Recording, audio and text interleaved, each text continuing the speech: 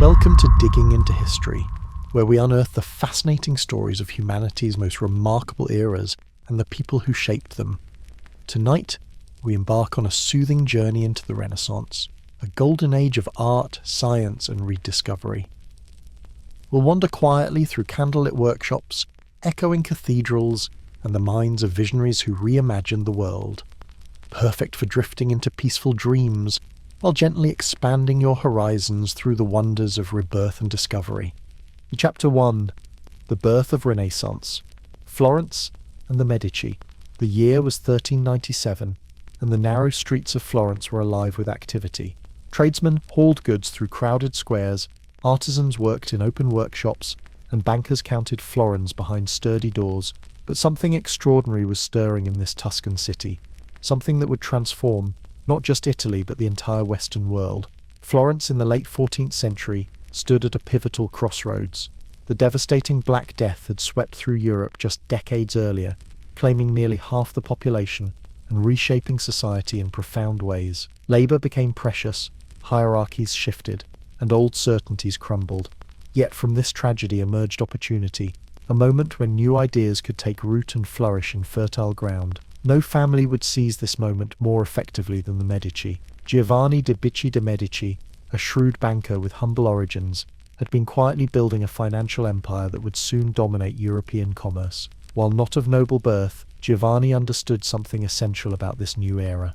Money was becoming more important than bloodlines, and Florence's republican government, though oligarchic in practice, offered paths to power beyond hereditary titles. Our family's strength comes not from ancient name but from understanding what truly moves the world, Giovanni often told his son Cosimo. Gold opens doors that swords cannot breach. The Medici Bank pioneered financial innovations that seem commonplace today, but were revolutionary in their time. They developed sophisticated accounting methods, created a branch banking system spanning from London to Constantinople, and perfected the letter of credit, allowing merchants to conduct business across vast distances without physically transporting coins. These innovations made the Medicis indispensable to popes, kings, and merchants alike. Yet Giovanni harboured ambitions beyond mere wealth. Walking through the Piazza della Signoria with young Cosimo one spring morning in 1410, he paused before the imposing Palazzo Vecchio, Florence's seat of government. "Remember, my son," he said quietly,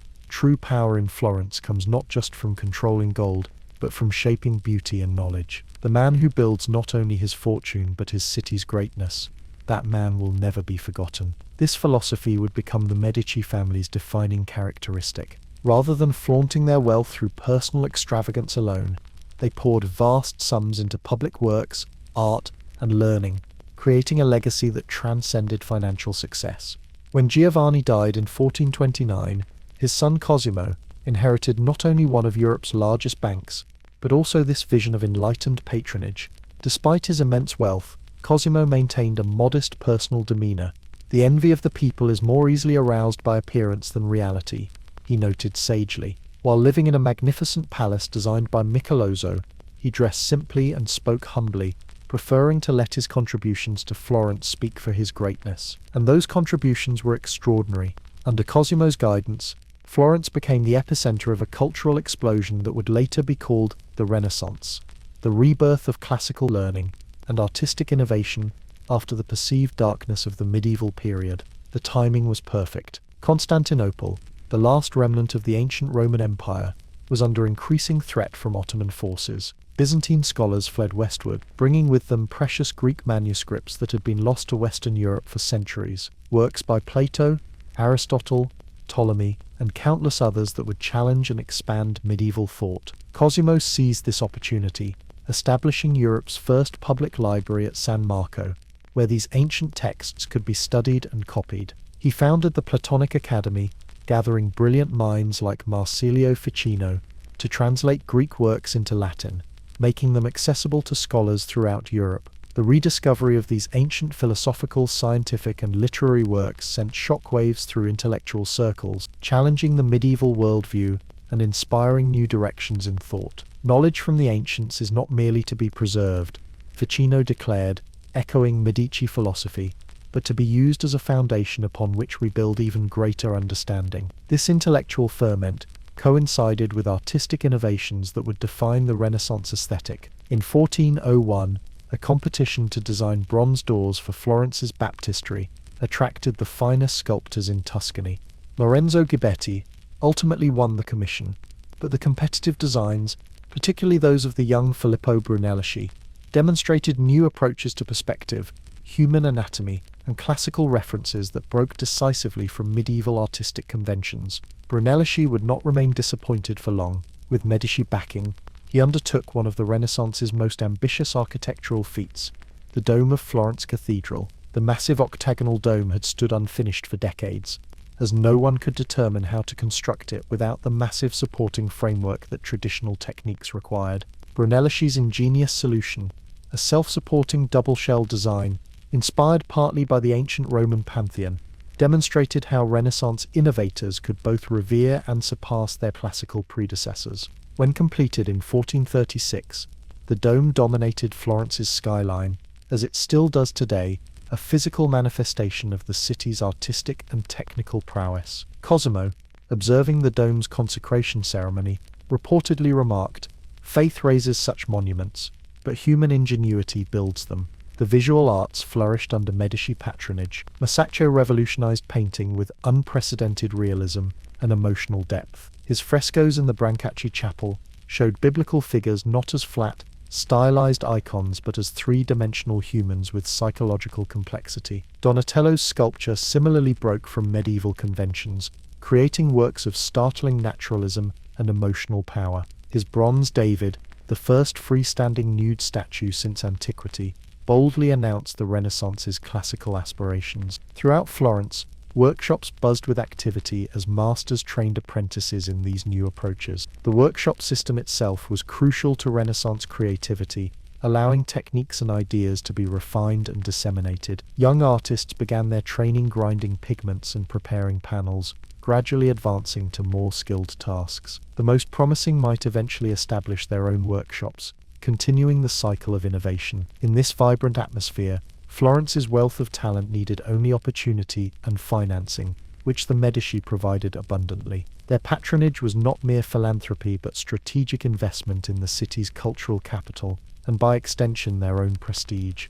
While Cosimo preferred to operate behind the scenes, maintaining the fiction of Florence's republican government, his grandson Lorenzo would embrace a more visible role.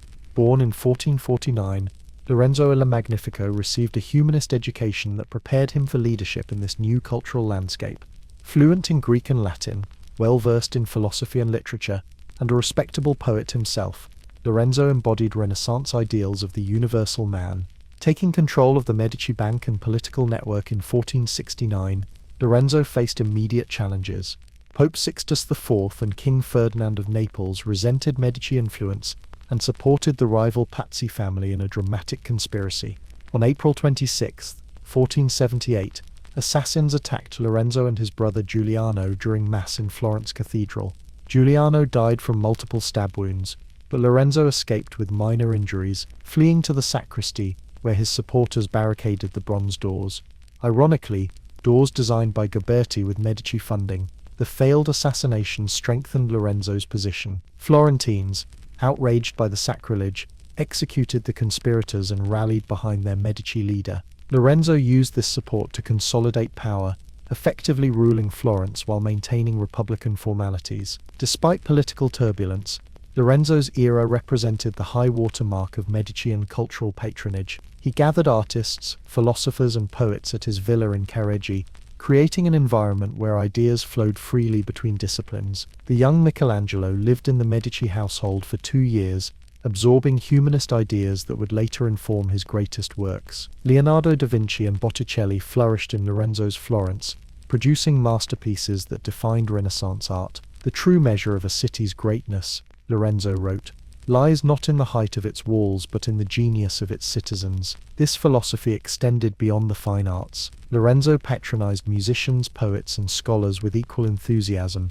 recognizing that a complete cultural flowering encompassed all forms of human creativity. Under his guidance, vernacular literature gained new respect. While Latin remained the language of scholarship, poets like Poliziano demonstrated that Italian could achieve literary excellence, paving the way for later giants like Ariosto and Tasso. Not everyone approved of Medici influence. The Dominican friar Girolamo Savonarola began preaching against what he saw as pagan excesses and political corruption. His fiery sermons attracted growing crowds, especially as economic difficulties and French invasions created anxiety among Florentines. Lorenzo, showing typical Medici pragmatism, neither silenced Savonarola nor yielded to his demands, maintaining an uneasy coexistence with the charismatic preacher. When Lorenzo died in 1492, the same year Columbus reached the Americas and Granada fell to Spanish forces, marking pivotal transitions in world history.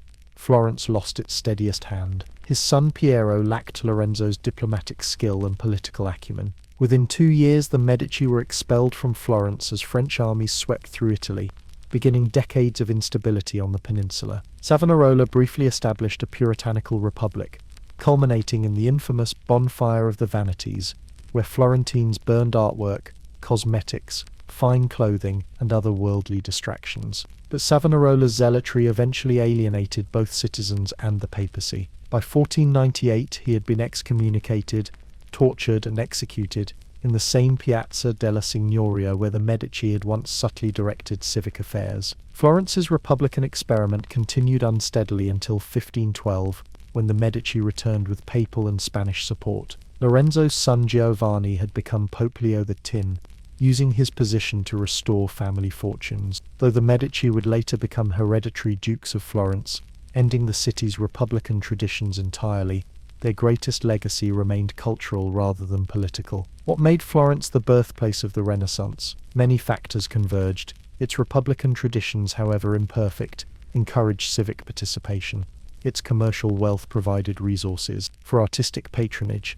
Its position at trade crossroads exposed it to diverse influences, and perhaps most importantly, visionary leadership, particularly from the Medici, channeled these advantages toward cultural flourishing. The Renaissance that began in Florence would spread throughout Italy and eventually transform European civilization. Venice, Rome, Milan, and other Italian centers would develop their own Renaissance traditions, each with distinctive characteristics reflecting local conditions. Northern Europe would later embrace Renaissance ideas, adapting them to different cultural contexts. But Florence's primacy remains undisputed. As the 15th century philosopher Marsilio Ficino wrote, "This age, like a golden age, has restored to light the liberal arts that were almost extinct: grammar, poetry, rhetoric, painting, sculpture, architecture, music, and all this in Florence." The Medici banking empire eventually collapsed, unable to adapt to changing economic conditions and weakened by poor management after Lorenzo's generation. Their political power fluctuated through alliances and conflicts with popes, French kings, and Spanish emperors, yet their cultural impact proved more durable than either financial or political power. When we admire Botticelli's Birth of Venus, gaze up at Brunelleschi's dome, or contemplate Michelangelo's Medici chapel sculptures, we witness the tangible results of the Medici vision. Their understanding that lasting greatness comes from nurturing human creativity, not merely accumulating wealth or power, represents perhaps the most profound Renaissance insight of all. Florence under the Medici demonstrated how commerce, politics, and culture could reinforce each other, creating an environment where innovative thinking flourished across domains. This holistic approach to civic flourishing remains the Renaissance's most valuable lesson for later eras, including our own. As Cosimo de' Medici purportedly said near the end of his life, "History will judge us not by the florins we accumulated, but by how we spent them." Leonardo da Vinci. On a spring afternoon in 1452, in the small Tuscan village of Vinci, a child was born who would come to embody the Renaissance ideal more completely than any other individual.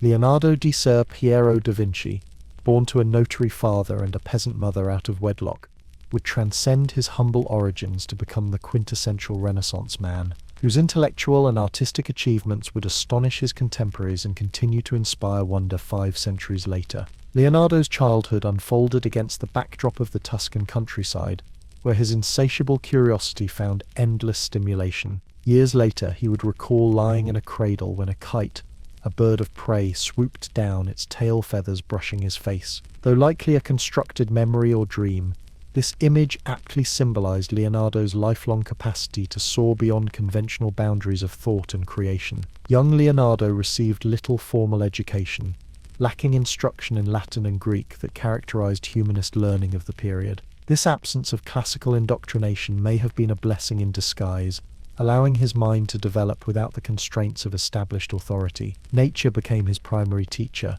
and observation his fundamental method. "Experience never errs," he would later write in his notebooks. "Only your judgments err by expecting from her what is not in her power."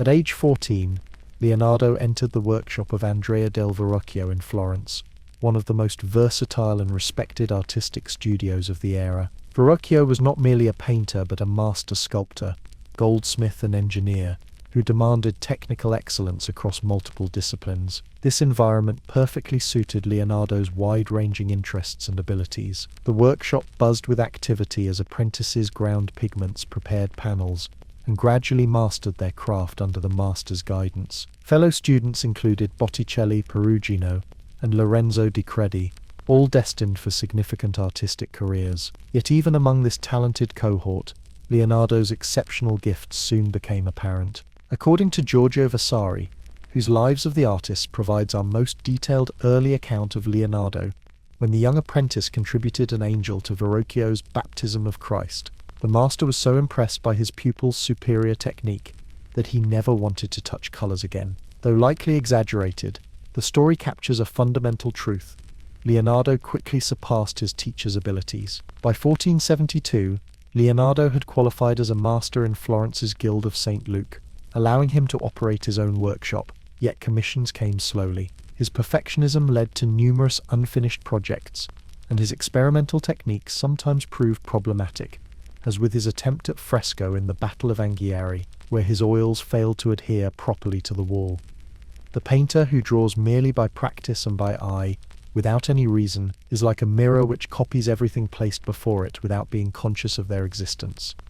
Leonardo noted, revealing his intellectual approach to art. For him, painting was not merely craft but a form of knowledge, the grandchild of nature, and related to God. This philosophical attitude distinguished Leonardo from many contemporaries. While others sought to perfect artistic techniques, Leonardo sought to understand the underlying natural principles that made visual representation possible. He conducted meticulous studies of light, shadow, perspective, anatomy, geology, botany, and countless other subjects, not as separate disciplines, but as interconnected aspects of a unified natural world. In 1482, seeking broader opportunities, Leonardo wrote to Ludovico Sforza, Duke of Milan, offering his services. Remarkably, he emphasized his engineering capabilities over his artistic talent. "I can make armored cars, safe and unassailable, which will enter the ranks of the enemy with their artillery. I can also make mortars that are very convenient and easy to transport, and if it should happen that the fight takes place at sea,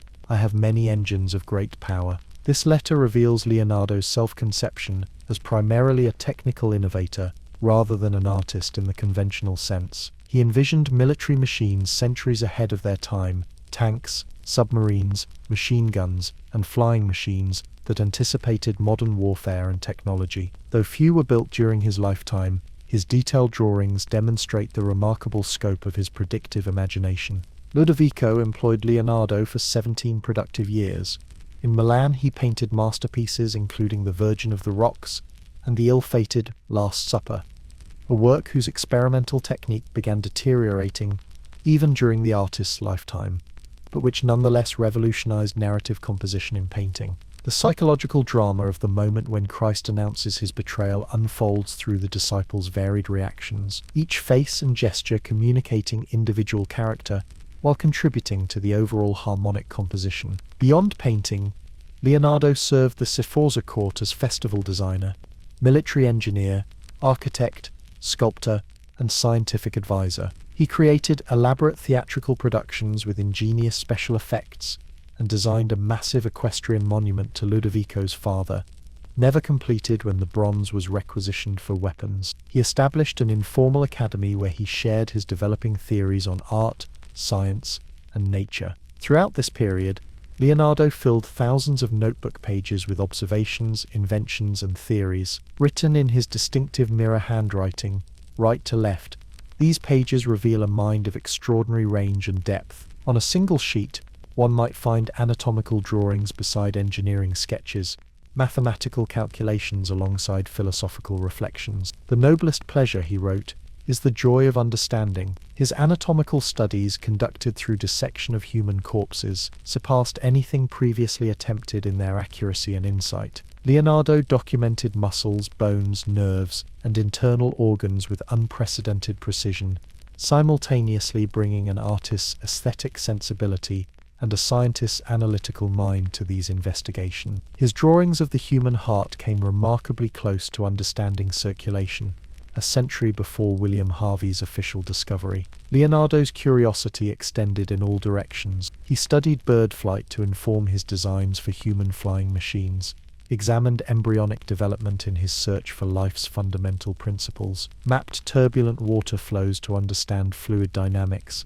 and dissected the human eye to comprehend the nature of vision. Why does the eye see a thing more clearly in dreams than when awake? He wondered, a question that bridges physiology, psychology, and philosophy. When French forces invaded Milan in 1499, forcing Ludovico Sforza from power, Leonardo began a peripatetic period. He served briefly with Cesare Borgia as military engineer and mapmaker, then returned to Florence, where he produced cartoons for several major compositions, including the Battle of Anghiari and the iconic Mona Lisa, perhaps history's most famous portrait. The Mona Lisa exemplifies Leonardo's technical innovations. Through his sfumato technique, the subtle blending of light and shadow without distinct lines, he achieved unprecedented psychological depth. The subject's enigmatic smile seems to shift slightly as viewers change perspective, creating what one art historian called a living being's mysterious vitality. This period also saw Leonardo's famous rivalry with Michelangelo, a younger artist whose temperament contrasted sharply with Leonardo's. Where Leonardo was elegant, urbane, and intellectually restless, Michelangelo was intense, spiritually tormented, and focused primarily on the human form as an expression of divine power. Their competing designs for the council hall frescoes represented alternative visions of Renaissance art, though neither would complete their commission. In 1513, Leonardo accepted an invitation from Giuliano de' Medici to work in Rome. However, the papal court was now dominated by Raphael and Michelangelo, whose achievements in their prime overshadowed the aging Leonardo's increasingly sporadic artistic output. Pope Leo III, reportedly frustrated by Leonardo's abstract theorizing and lack of concrete production, commented dismissively, "This man will never accomplish anything, for he begins thinking about the end before the beginning of his work." Leonardo's final years were spent in France, where King Francis I provided a generous pension and a residence near the royal chateau at Amboise. The king treated Leonardo with exceptional respect, reportedly visiting frequently to converse with the aging polymath. According to Vasari, Leonardo died in the king's arms in 1519,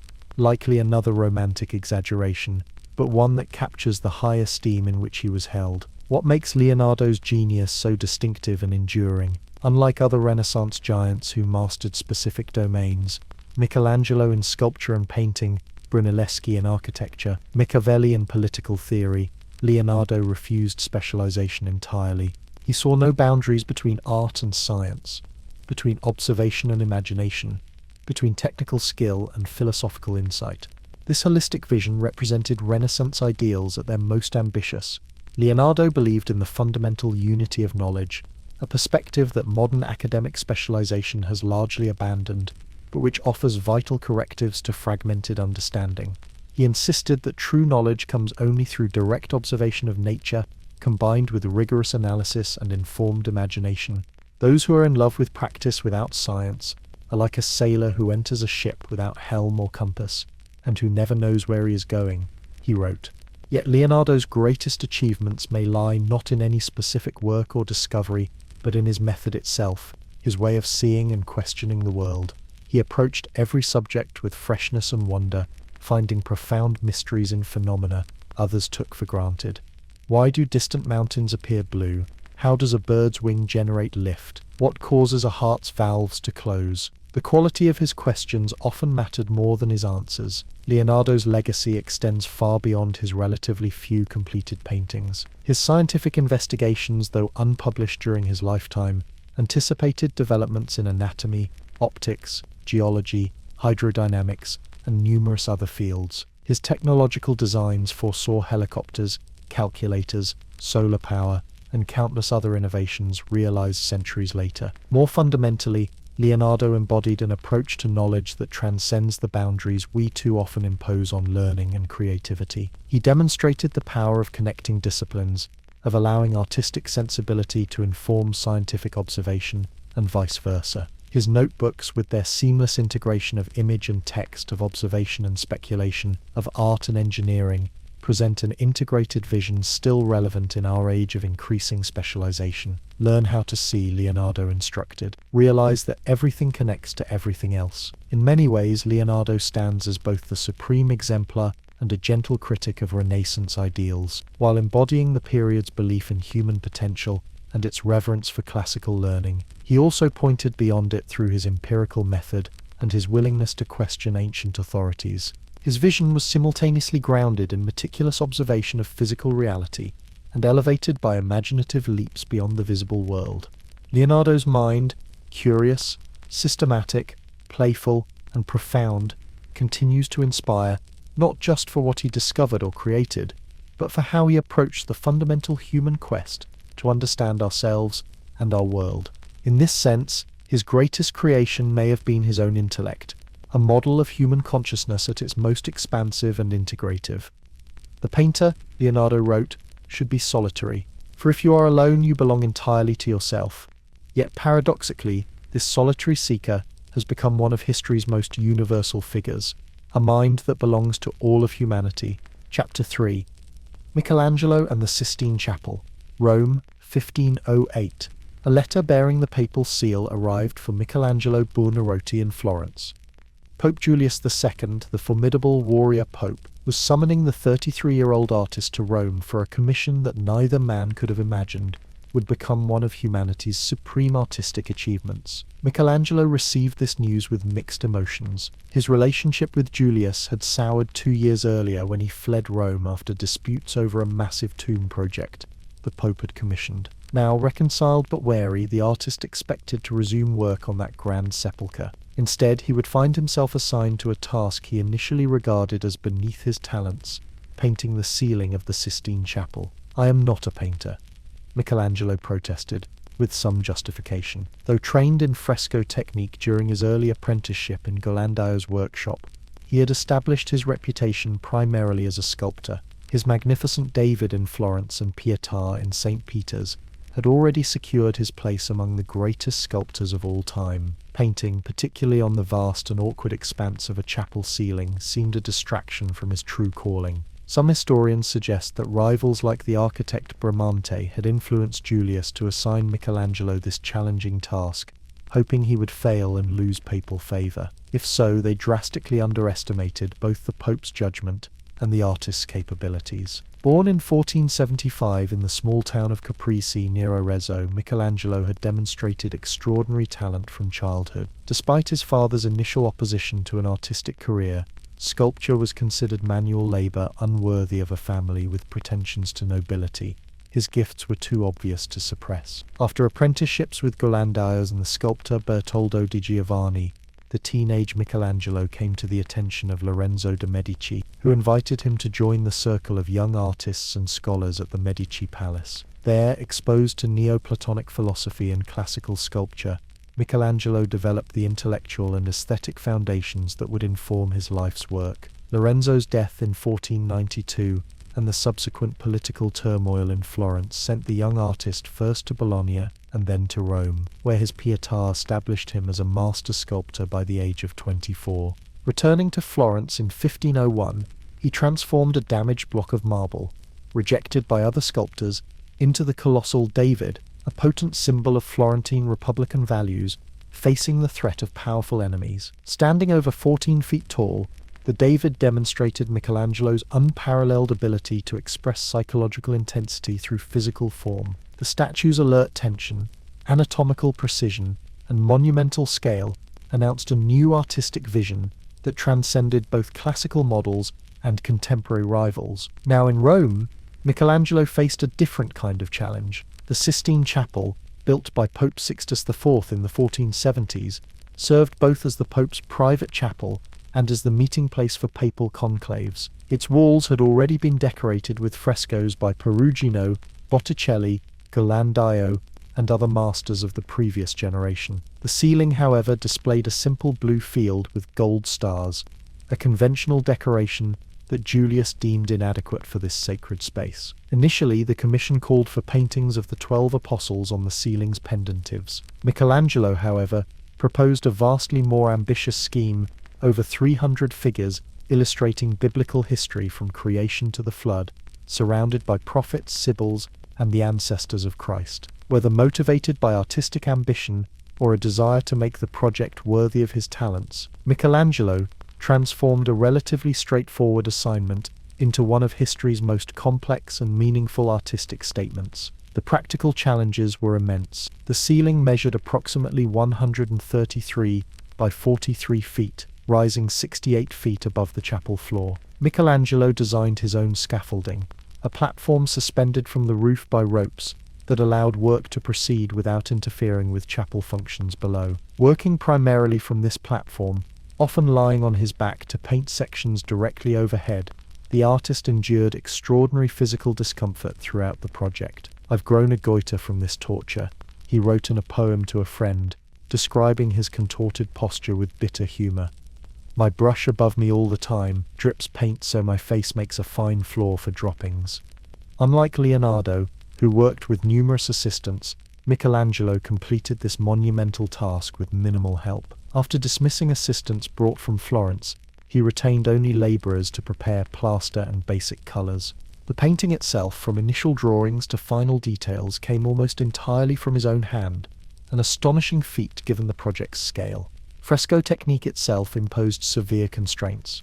The artist applied pigments to wet plaster which bonded with the colors as it dried. Each day, Michelangelo could only prepare as much surface as he could paint before the plaster hardened, typically an area of about 10 square feet. This method required careful planning and swift execution, with no opportunity for significant revisions once the plaster set. The ceiling's iconographic program reveals Michelangelo's profound theological understanding and creative interpretation of scripture, beginning over the altar with the creation of light. The central panels move chronologically through God's creation of the heavens, earth, and humanity, culminating in the drunkenness of Noah near the chapel entrance. This sequence emphasizes humanity's fall from divine grace and the need for redemption, themes central to the chapel's function in papal ceremonies. Most revolutionary was Michelangelo's depiction of God in the creation scenes. Previous artists had typically represented the creator symbolically or as a distant, hieratic figure.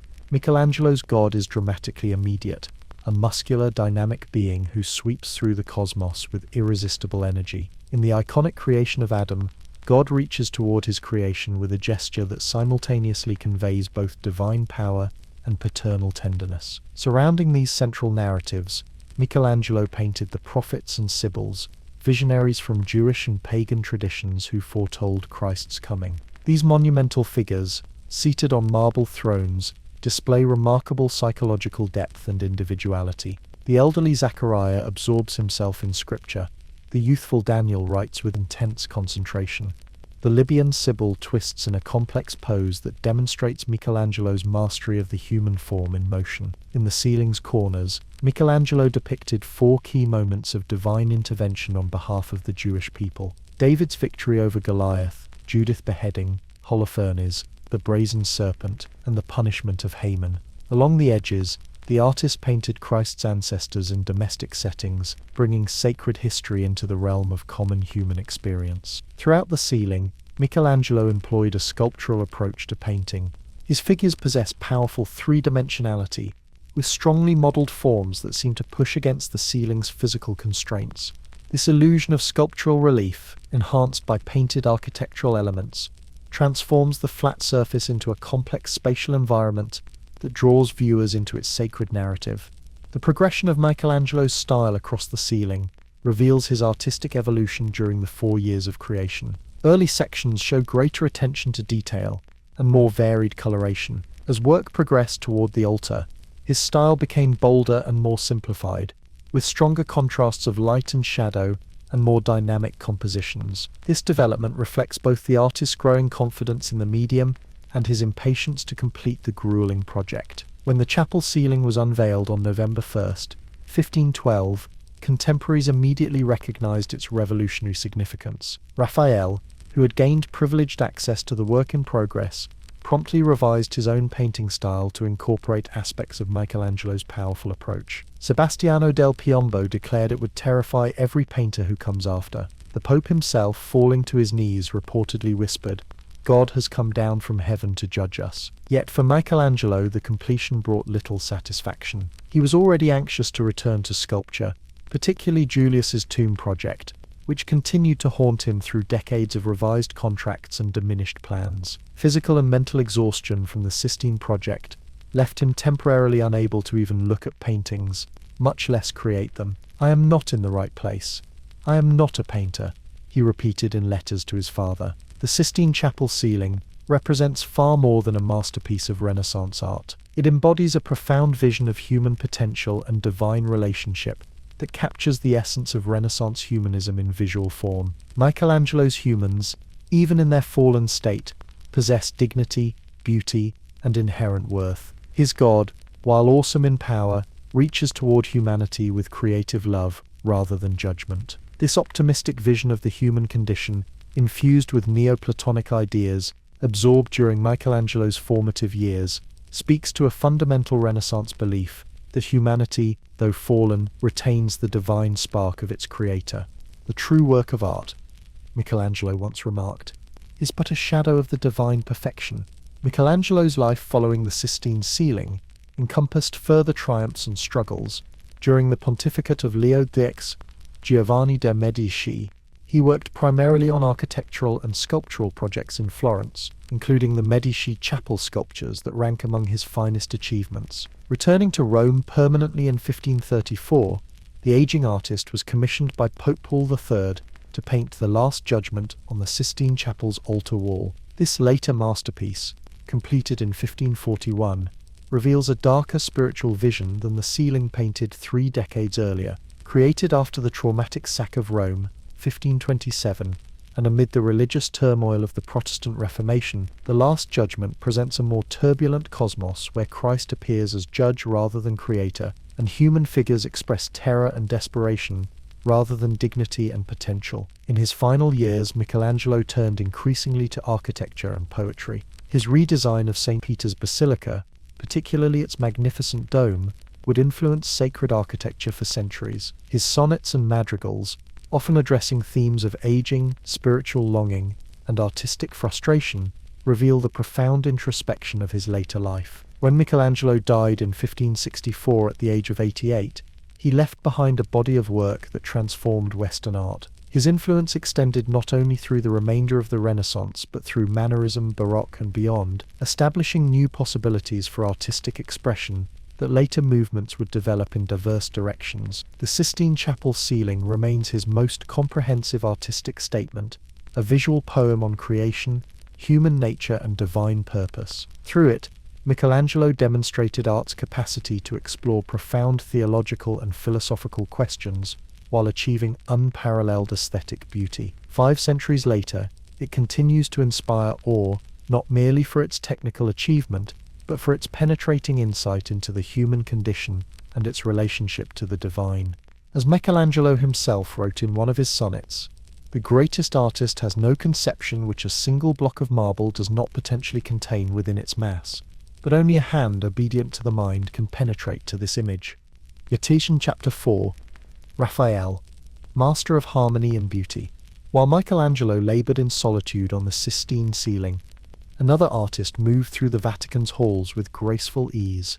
Raphael Sanzio, charming, sociable, and blessed with seemingly effortless talent, represented a different facet of Renaissance genius. If Michelangelo embodied the tormented, solitary creator wrestling with divine inspiration, Raphael personified the harmonious integration of classical ideals with Christian devotion, of technical mastery with natural grace. Born in Urbino in 1483, Raphael grew up in one of Italy's most sophisticated cultural centres. His father, Giovanni Santi, was court painter to Duke Federico da Montefeltro, whose palace housed one of the peninsula's finest libraries and art collections. Though Raphael lost both parents by his 11th year, this early exposure to courtly refinement shaped his artistic sensibility and social manner. From his earliest years, wrote Vasari, Raphael had been taught by his father to show respect and deference to his elders and betters, and there is no doubt that a modest and gentle manner, together with a readiness to oblige, is nature's most precious gift.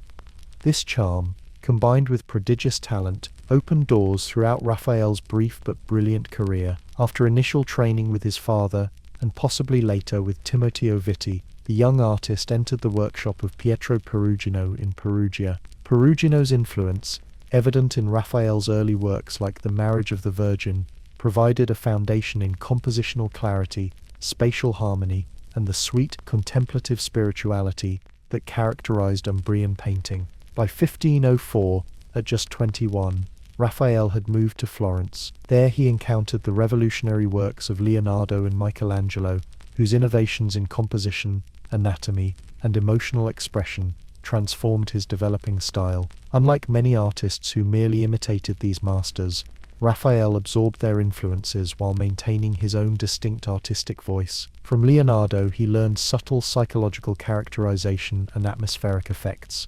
From Michelangelo, figural power and compositional complexity. He studied the old masters, and then studied Michelangelo, wrote art historian Heinrich Wölfflin, not to discover how to draw hands and feet, but to enter into the spirit of their work. This period in Florence produced some of Raphael's most beloved Madonnas. Works like the Madonna del Granduca and La Belle Jardinière display his characteristic combination of human warmth and divine dignity. His virgins are both heavenly and earthly ideal beauties who nonetheless convey genuine maternal tenderness.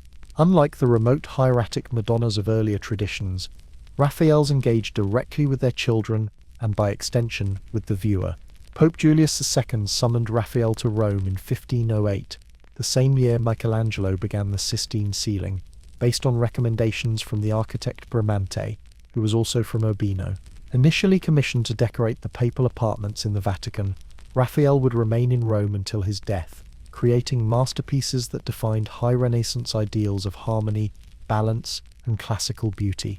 The Stanza della Segnatura, Julius's library and private office, contains Raphael's most profound philosophical statement, 4 frescoes representing theology, philosophy, poetry, and jurisprudence. The most celebrated of these, the School of Athens, presents an imaginary gathering of ancient philosophers in a magnificent classical setting. At its center stand Plato and Aristotle, the former pointing heavenward toward the realm of ideas, the latter gesturing toward earth, representing empirical knowledge. Around these central figures, Raphael arranged other philosophers in meaningful groupings, mathematicians with measuring instruments, skeptics in argumentative poses, solitary contemplatives absorbed in thought. Into this ancient assembly, he incorporated portraits of his contemporaries, Bramante as Euclid, Leonardo as Plato, and possibly himself alongside Sodoma on the painting's right edge. Even his rival Michelangelo appears as the brooding Heraclitus in the foreground,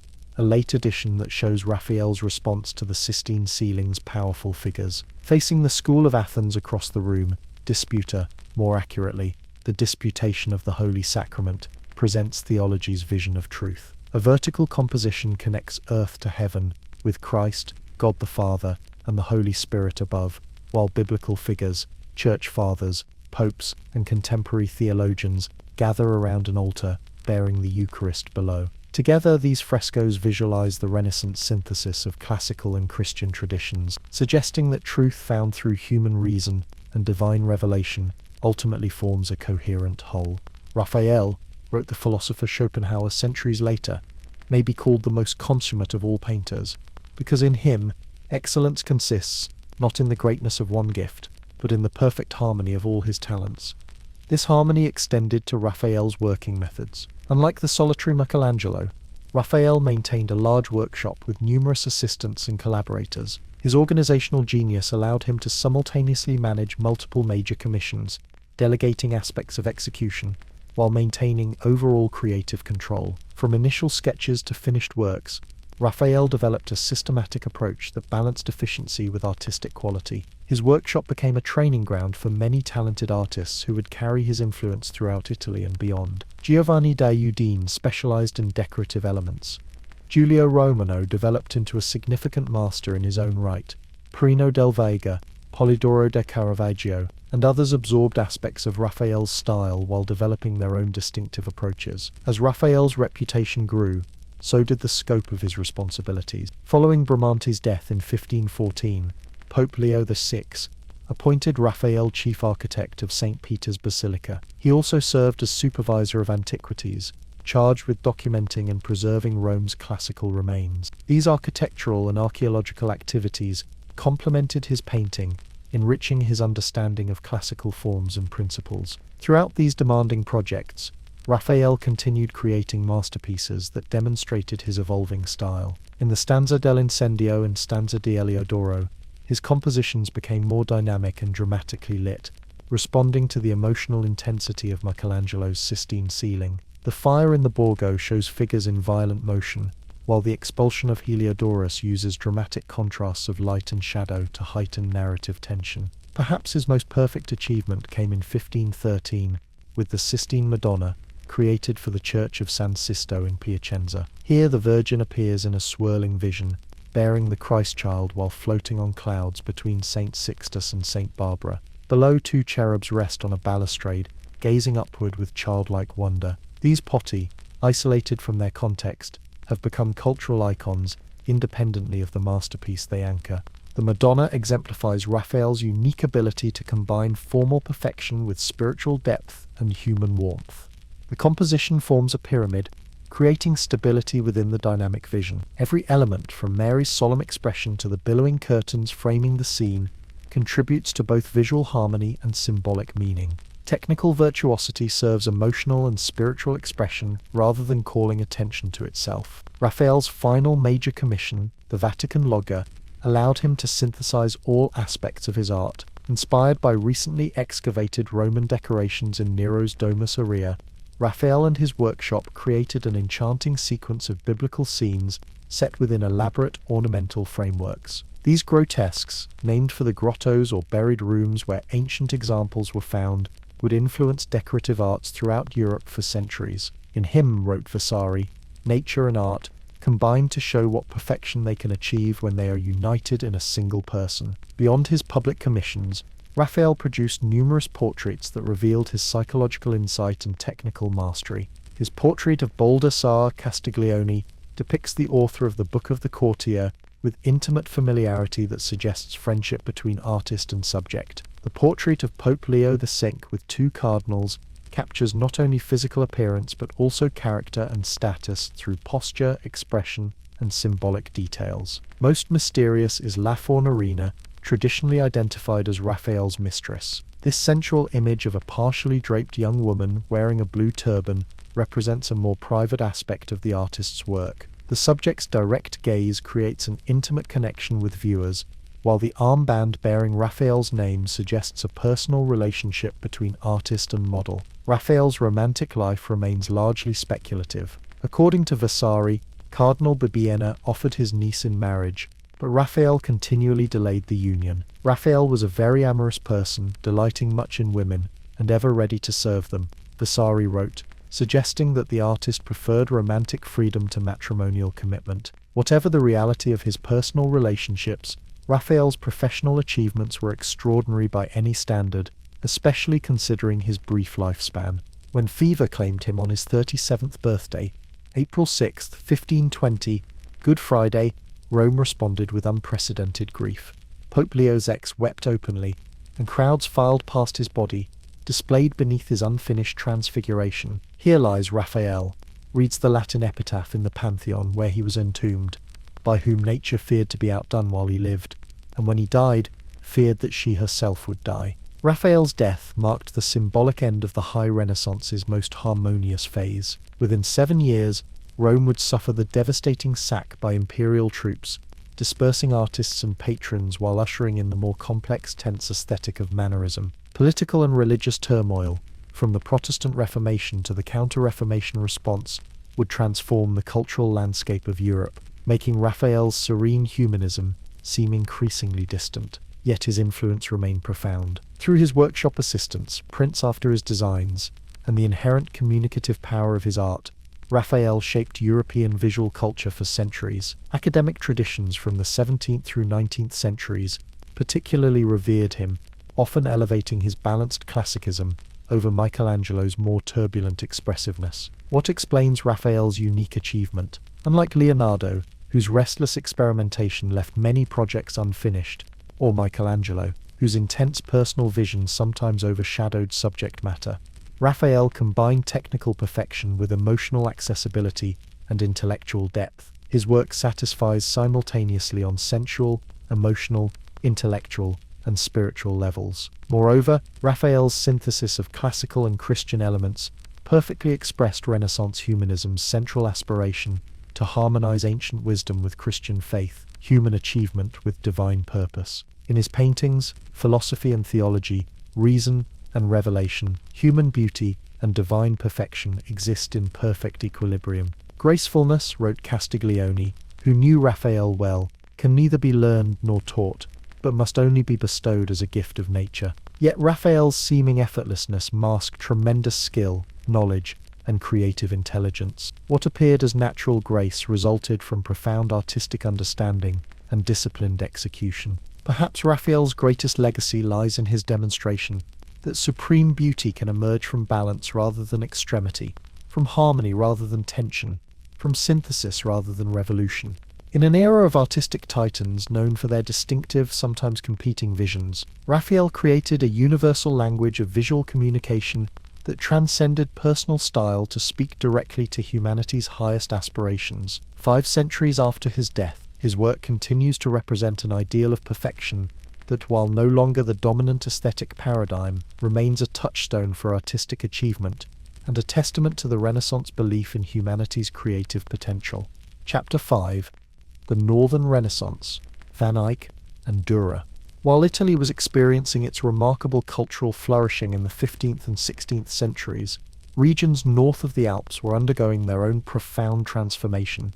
The Northern Renaissance, though connected to its Italian counterpart through trade and intellectual exchange, developed its own distinctive character, one shaped by different social conditions, religious sensibilities, and artistic traditions. In the prosperous cities of Flanders, the German lands, and the Netherlands, a new artistic vision emerged, one less concerned with classical antiquity and ideal forms than with observed reality and symbolic detail. If Italian Renaissance art sought universal truths through harmonious proportions and classical references, Northern artists pursued truth through meticulous observation and symbolic specificity. No artist better embodied this Northern approach than Jan van Eyck, whose revolutionary oil painting technique allowed unprecedented precision and luminosity. Born around 1390 in the region of Maaseik, in present-day Belgium, Van Eyck served as court painter to Philip the Good, Duke of Burgundy, one of Europe's most powerful and sophisticated rulers. This position provided financial security, high social status, and occasional diplomatic assignments that exposed the artist to diverse influences. Van Eyck's masterpiece, the Ghent altarpiece, completed 1432, created with his brother Hubert, represents the culmination of medieval religious art, while simultaneously announcing a new artistic era. This monumental polyptych contains over 20 panels depicting sacred history from Adam and Eve to the adoration of the mystic Lamb. When its wings are opened, viewers encounter a vision of celestial splendor, rendered with astonishing material realism. He painted a world transfigured, not by abstracting from reality, noted art historian Erwin Panofsky, but by exploring its ultimate depths. The altarpiece's central panel shows a paradisiacal landscape where saints, martyrs, prophets, and virgins gather around the Lamb of God. Every blade of grass, every jeweled crown, every fold of drapery is rendered with microscopic precision.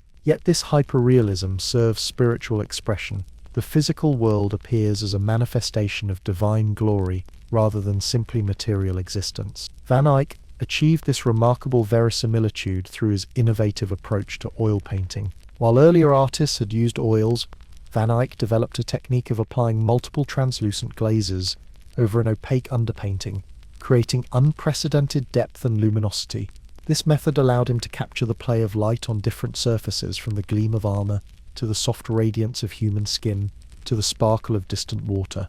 This technical virtuosity reaches its height in works like the small panel painting The Arnolfini Portrait, 1434. This seemingly straightforward depiction of a merchant and his wife in their bedchamber reveals Van Eyck's extraordinary skill and complex symbolic thinking. Every element carries potential significance. The single burning candle, the dog symbolizing fidelity, the discarded shoes suggesting holy ground, the mirror reflecting both the couple and the artist himself. Most striking is the painting's tactile realism. The fur of the man's gown, the brass chandelier, the oranges on the windowsill. Each surface has its unique material quality, creating an almost tangible reality. Yet this same attention extends to the invisible. The subtle play of natural light throughout the room creates atmospheric perspective that situates these figures in convincing space. Van Eyck's eye operates as if it were a microscope and a telescope at the same time, wrote art historian Max Friedlander, capturing the painter's simultaneous attention to minute detail and expansive vision. This approach differed significantly from contemporary Italian practice. While Masaccio and his followers in Florence developed systematic linear perspective to create rational, measured space, northern artists like Van Eyck built spatial illusion through empirical observation without rigid mathematical systems. Where Italian painters sought ideal beauty based on classical proportions, northern artists embraced the particular, finding profound meaning in ordinary objects and settings. Van Eyck's influence spread throughout the Netherlands, inspiring artists like Petrus Christus, Rogier van der Weyden, and Hans Memling. Each developed distinctive styles while maintaining the Flemish commitment to observed reality and symbolic detail. Van der Weyden, for instance, combined Van Eyck's precision with greater emotional expressiveness in works like his Deposition, where grief-stricken figures enact sacred drama with powerful psychological intensity. As the 15th century progressed, northern art evolved in dialogue with Italian innovations. Hugo van der Goes introduced more monumental figural compositions. Gerard David incorporated more unified lighting effects. Yet the northern tradition maintained its characteristic attention to surface details, symbolic objects, and empirical rather than idealized representation. By the early 16th century, this cross-fertilization between north and south would reach its fullest expression in the work of Albrecht Dürer. Born in Nuremberg in 1471, Dürer embodied the Renaissance ideal of the artist as intellectual, a theoretical thinker, as well as a craftsman. Through his travels to Italy, his voracious reading, and his experiments in multiple media, Dürer consciously sought to synthesize northern and Italian traditions. "I am going to Italy to learn the art of secret perspective," he wrote before his first journey south in 1494, revealing his awareness of mathematical approaches developing in Florence and elsewhere. Dürer's woodcuts and engravings established new standards for printmaking, elevating what had been primarily a reproductive technique into a major art form. Series like The Apocalypse, 1498, and Life of the Virgin, 1501 to 1511, demonstrate his ability to create dramatically complex compositions within the limitations of black and white linear media. His legendary prints, Night, Death, and the Devil, Saint, Jerome in his Study, and Melancholia Rii, all 1514, combine technical virtuosity with profound intellectual content, inviting multiple levels of interpretation. In painting, Dürer achieved similar synthesis. Works like his self-portrait of 1500, showing the artist with Christ-like features against a dark background, reveal both northern precision in rendering hair and fur and Italian interest in ideal proportions and monumental composition. His Four Apostles, 1526, combines the spiritual intensity of German religious tradition with the classical balance of high Renaissance composition. Dürer's theoretical writings, including 4 books on human proportion and his treatise on geometry, reveal his determination to establish systematic foundations for artistic practice. Unlike many contemporaries who guarded their techniques as trade secrets, Dürer sought to elevate his profession by sharing knowledge. "I have set down in this book much that I have found useful," he wrote in his treatise on measurement, "so that anyone who seeks knowledge in these matters can learn from it." This combination of practical skill and theoretical understanding made Dürer the Northern Renaissance's most complete artistic personality.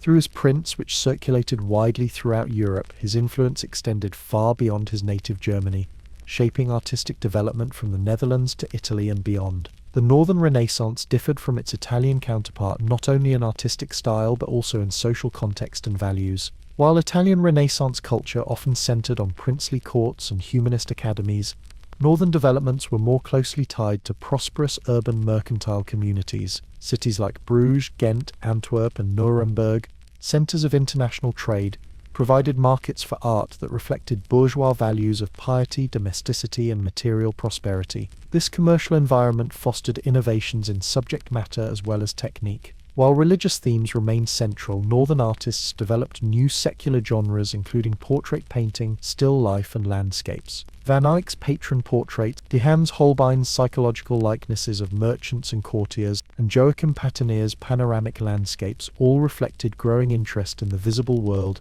beyond traditional sacred narratives. The religious climate also differed significantly. Northern Europe's Christianity retained more medieval characteristics with greater emphasis on personal devotion, mystical experience, and moral instruction than on classical harmony or Neoplatonic philosophy. This spiritual orientation contributed to Northern art's focus on detailed symbolism and emotional expressiveness rather than ideal beauty or perfect proportions. When the Protestant Reformation erupted in 1517 with Martin Luther's challenge to papal authority, it profoundly affected Northern Renaissance art. In regions that embraced Protestant teachings, religious art faced restrictions or outright prohibition. The iconoclastic destruction of images in churches encouraged artists to focus on secular subjects or to develop more didactic, text-centered approaches to religious themes. Dürer himself, though remaining Catholic, expressed sympathy with Luther's calls for church reform. His late works show increasing austerity and focus on scriptural subjects, reflecting the period's religious tensions. Other artists responded differently. Hans Holbein left Basel for England to escape religious turmoil. Lucas Cranach became an important visualizer of Lutheran ideas through his paintings and prints. By mid-16th century, the distinct character of Northern Renaissance art was yielding to more international styles. Antwerp artists like Quentin Matsys and Jan Gossert increasingly incorporated Italian elements.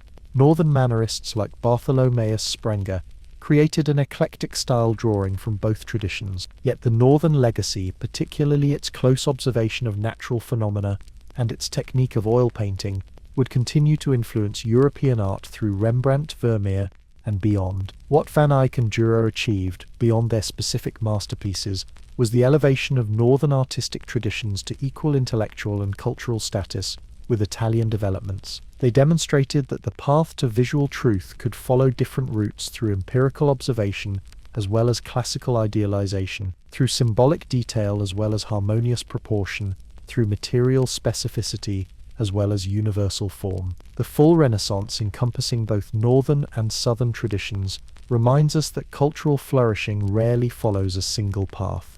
Great ages of creativity typically involve dialogue between different approaches, each challenging and enriching the other through both competition and cross-fertilization. Chapter 6. Gutenberg's Printing Press. Revolution of Knowledge. While artists transformed visual culture during the Renaissance, another revolution was quietly unfolding, one that would ultimately prove even more consequential for human civilization.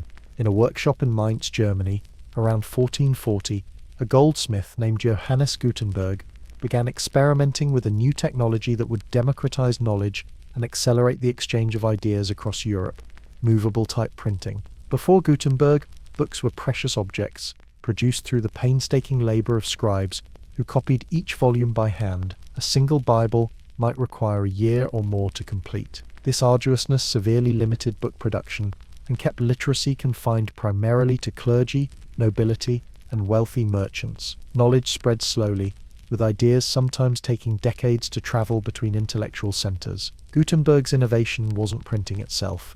The Chinese had been using woodblock printing since the 8th century, and simple stamping methods had existed even longer. His genius lay in developing a complete system of movable metal type, oil-based inks, and adapted wine presses that together enabled the efficient mass production of printed materials. Born around 1400 to a patrician family in Mainz, Gutenberg trained as a goldsmith, a background that proved crucial to his later invention. Metalworking gave him intimate knowledge of alloys, casting techniques, and precision manufacturing. Political upheaval in Mainz forced him to relocate to Strasbourg in the 1430s, where he began experimenting with printing technologies, while maintaining secrecy about his methods. The technical challenges were formidable. Each letter needed to be cast identically thousands of times, requiring the development of a special matrix and mold system. The type metal needed to be hard enough to withstand repeated use, yet soft enough to cast precisely. Gutenberg settled on an alloy of lead, tin, and antimony. Traditional water-based inks used by scribes would simply bead on metal type, so he developed oil-based alternatives that would adhere properly. Even the press itself required adaptation from existing winepress technology to provide even pressure across the printing surface. What was once written by the hand of a single man can now be reproduced 1,000 times by this new art, wrote Giuliano da Medici, recognizing the invention's revolutionary potential. There is nothing the Germans have invented more useful than this. By 1450, Gutenberg had returned to Mainz and secured funding from wealthy businessman Johann Fust to establish a printing workshop. Their first major project was ambitious, printing the entire Latin Vulgate Bible. This monumental task required casting approximately 290 different character forms, setting around 42 lines per page across nearly 1,300 pages. Each page required meticulous justification, with even spacing and consistent printing pressure. The completed work, now known as the Gutenberg Bible, established a new standard for technical excellence that would influence printing for centuries. Unfortunately, Gutenberg's business acumen didn't match his technical genius. Before completing the Bible project, he defaulted on loans from Fust, who successfully sued him for the printing equipment and many completed Bible copies. Gutenberg likely continued printing on a smaller scale until his death around 1468, but never achieved financial security, despite his world-changing invention.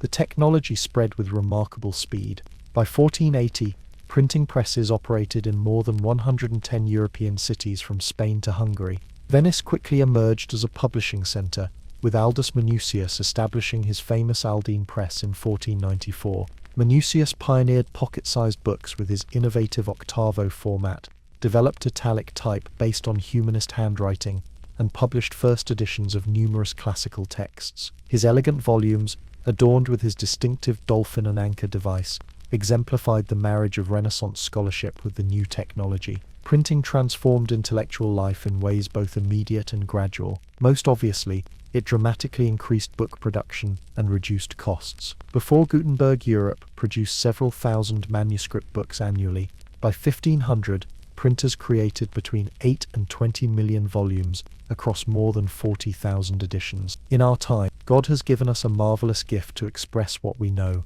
wrote the German scholar Johannes Trithemius, ironically in a manuscript treatise defending traditional handwritten books against printed ones. The art of printing allows even the poor to acquire books. Beyond sheer quantity, printing standardized knowledge in unprecedented ways. Manuscript copies inevitably contained variations, errors, and idiosyncrasies.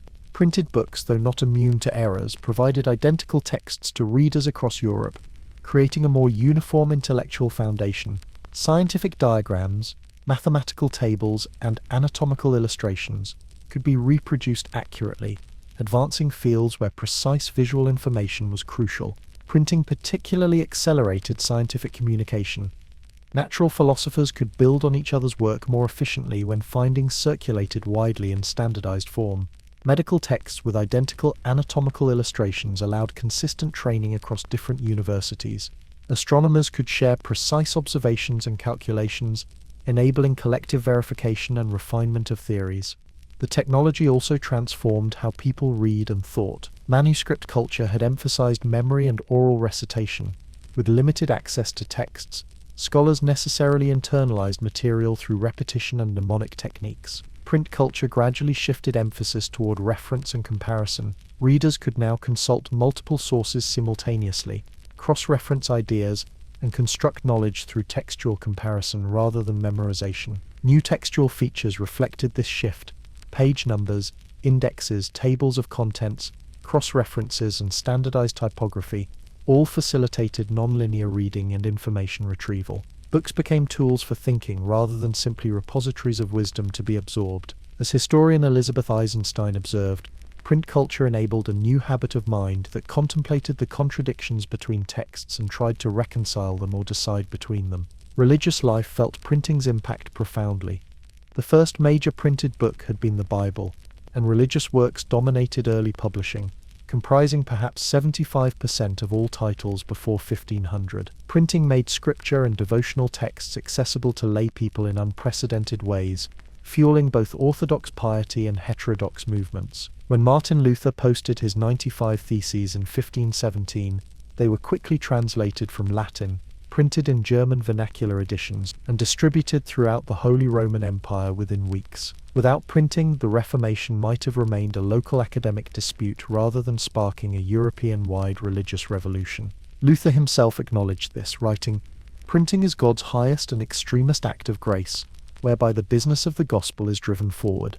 Catholic authorities recognized printing's double-edged potential. Pope Alexander VI's 1501 bull against heretical printing became the basis for ecclesiastical censorship systems. The Index of Prohibited Books, formally established in 59, attempted to control religious discourse by identifying forbidden texts. Yet such measures often proved ineffective against a technology that decentralized information production and dissemination. Vernacular languages gained new prominence through print. While Latin remained the international language of scholarship, publishers recognized the larger market for texts in local languages. Religious reformers particularly promoted vernacular literature, believing people should access scripture directly rather than through clerical intermediaries. This linguistic shift gradually transformed European cultural identity, strengthening national consciousness by creating distinct literary communities. Not all consequences were immediately positive. As historian Andrew Pettigrew notes, print did not create a republic of letters overnight.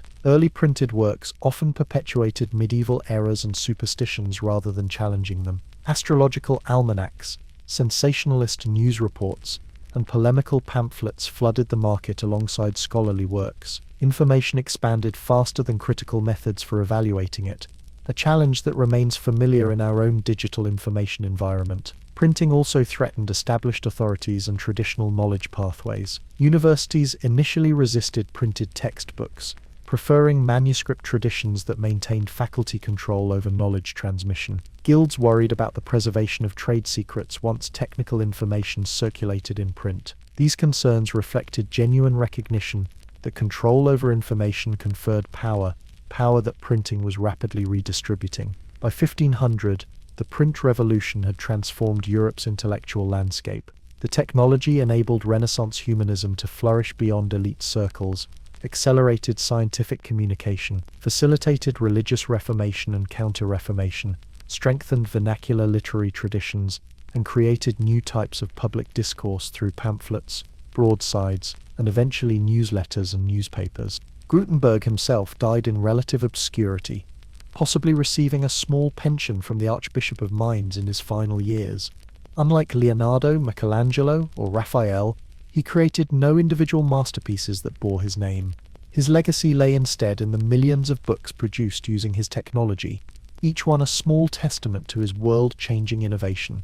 The full impact of movable type printing would unfold over centuries, laying essential groundwork for the Enlightenment, scientific revolution, and eventually mass literacy and democratic governance. Printing connected thinkers across space and time, creating networks of knowledge that transcended traditional boundaries. Ideas that might have taken generations to travel from Florence to Oxford now moved in weeks or months. Perhaps most profoundly, printing democratized knowledge, gradually transferring intellectual authority from traditional institutions to a broader public sphere. While full literacy remained limited to a minority throughout the Renaissance period, the technology set in motion processes that would eventually make the written word accessible to ordinary people across social classes. As Eisenstein wrote, printing created a communications revolution which stands at the threshold of modern times, though we now experience another such revolution through digital technology. Gutenberg's innovation remains the essential foundation for modern information culture, the moment when knowledge first broke free from traditional constraints to flow more freely through human society. Chapter 7. Machiavelli and Renaissance Political Thought. On a cold February morning in 1513, a middle-aged Florentine civil servant sat down at his desk in a modest country house south of Florence.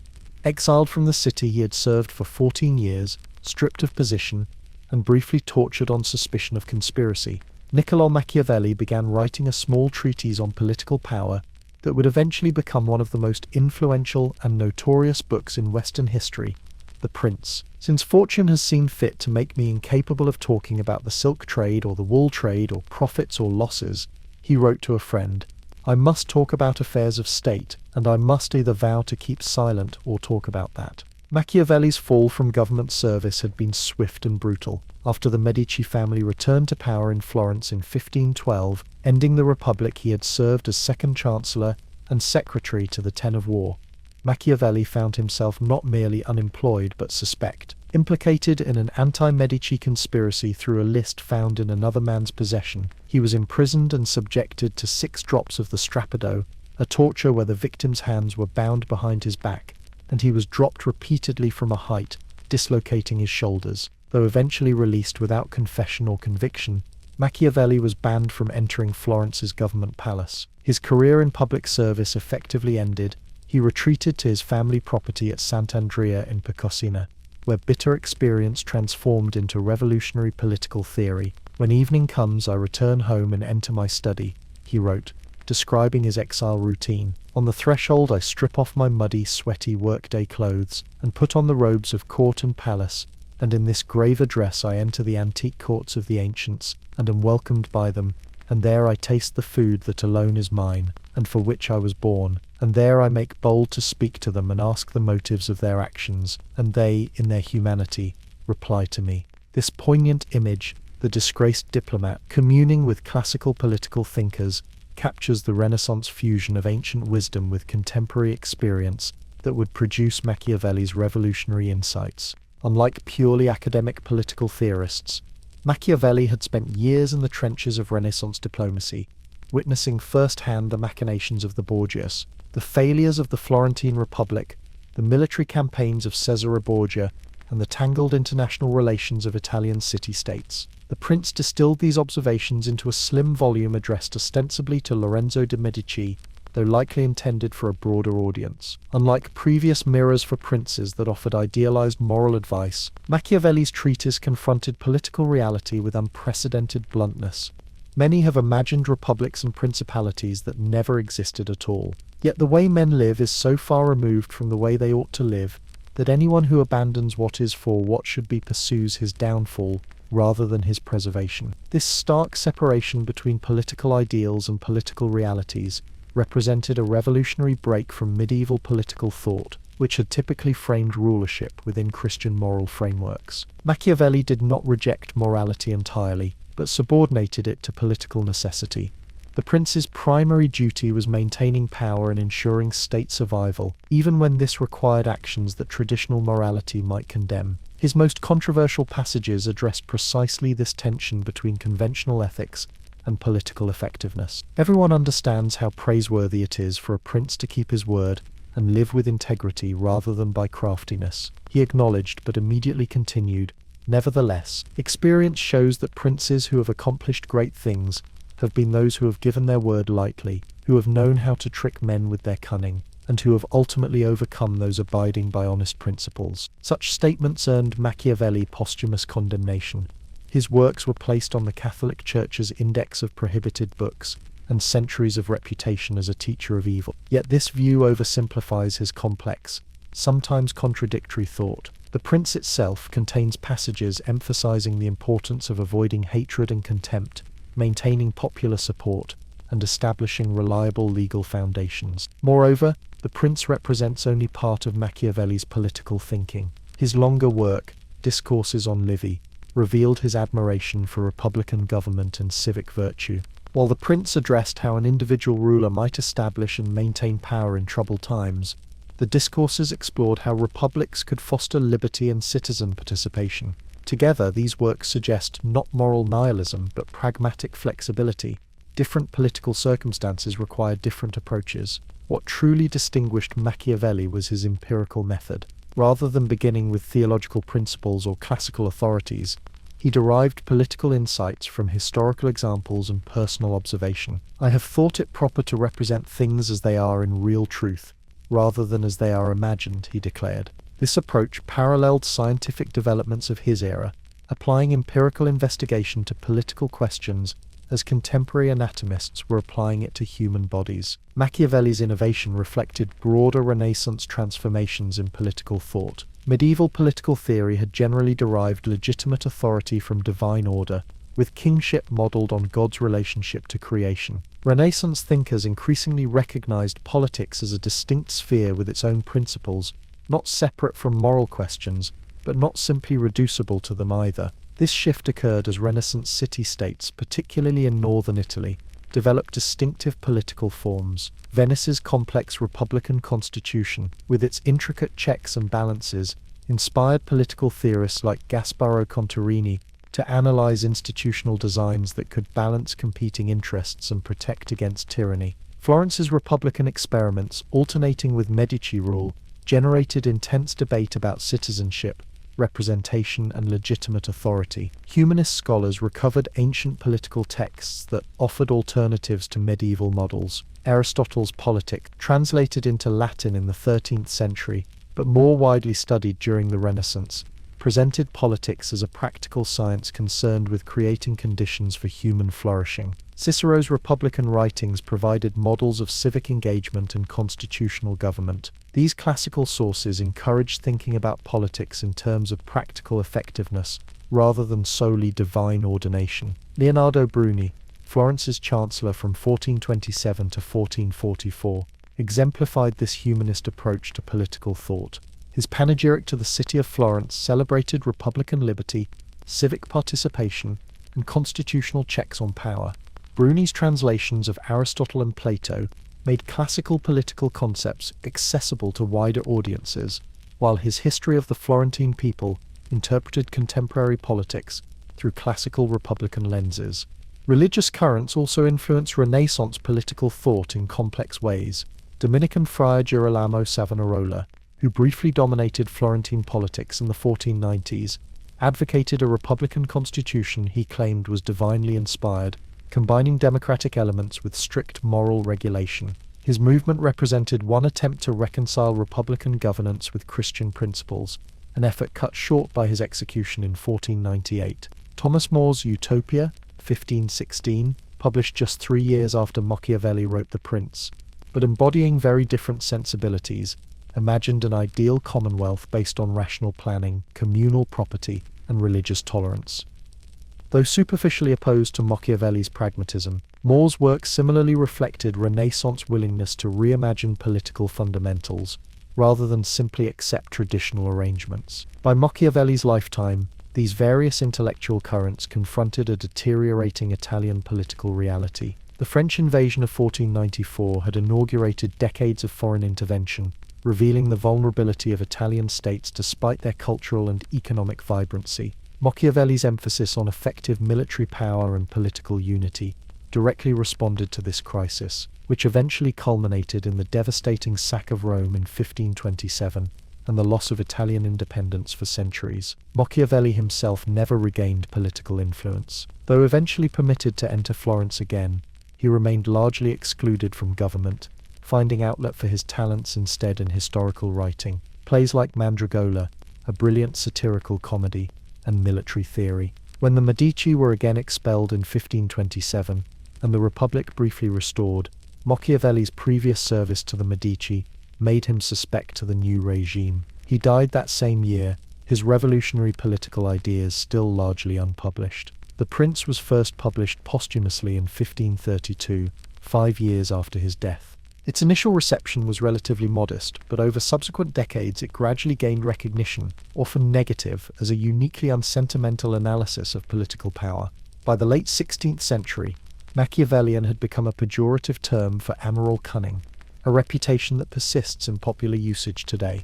Serious political thinkers, however, increasingly recognized Machiavelli's importance, even when rejecting his conclusions. Francis Bacon acknowledged his contribution to understanding what men do, not what they ought to do. Spinoza and Rousseau found value in his republican ideas. Modern political science, with its emphasis on empirical observation rather than purely normative theory, owes a significant debt to his approach. What makes Machiavelli's contribution to Renaissance thought so significant was not simply his controversial moral positions, but his fundamental reframing of political questions. By approaching politics as a field requiring its own principles rather than simply applying theological morality, he helped establish political thought as a distinct intellectual domain. His insistence on examining actual historical examples rather than relying on abstract theory prefigured modern social science methods. Most profoundly, Machiavelli recognized that political arrangements are human constructions rather than divinely ordained structures. Fortune is the arbiter of half the things we do, leaving the other half to be controlled by ourselves, he famously wrote. This perspective opened space for intentional institutional design and political agency that medieval political thought had generally lacked.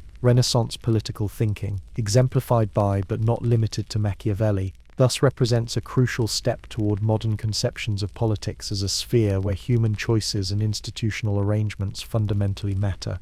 While maintaining connections to classical and medieval traditions, Renaissance political theorists increasingly recognized politics as a distinct domain requiring its own methods and principles, perspective that would bear fruit in later democratic revolutions and constitutional governments. Chapter 8. The Architecture of Brunelleschi and Palladio. On a bright spring morning in 1420, a crowd gathered in Florence to witness what many considered impossible.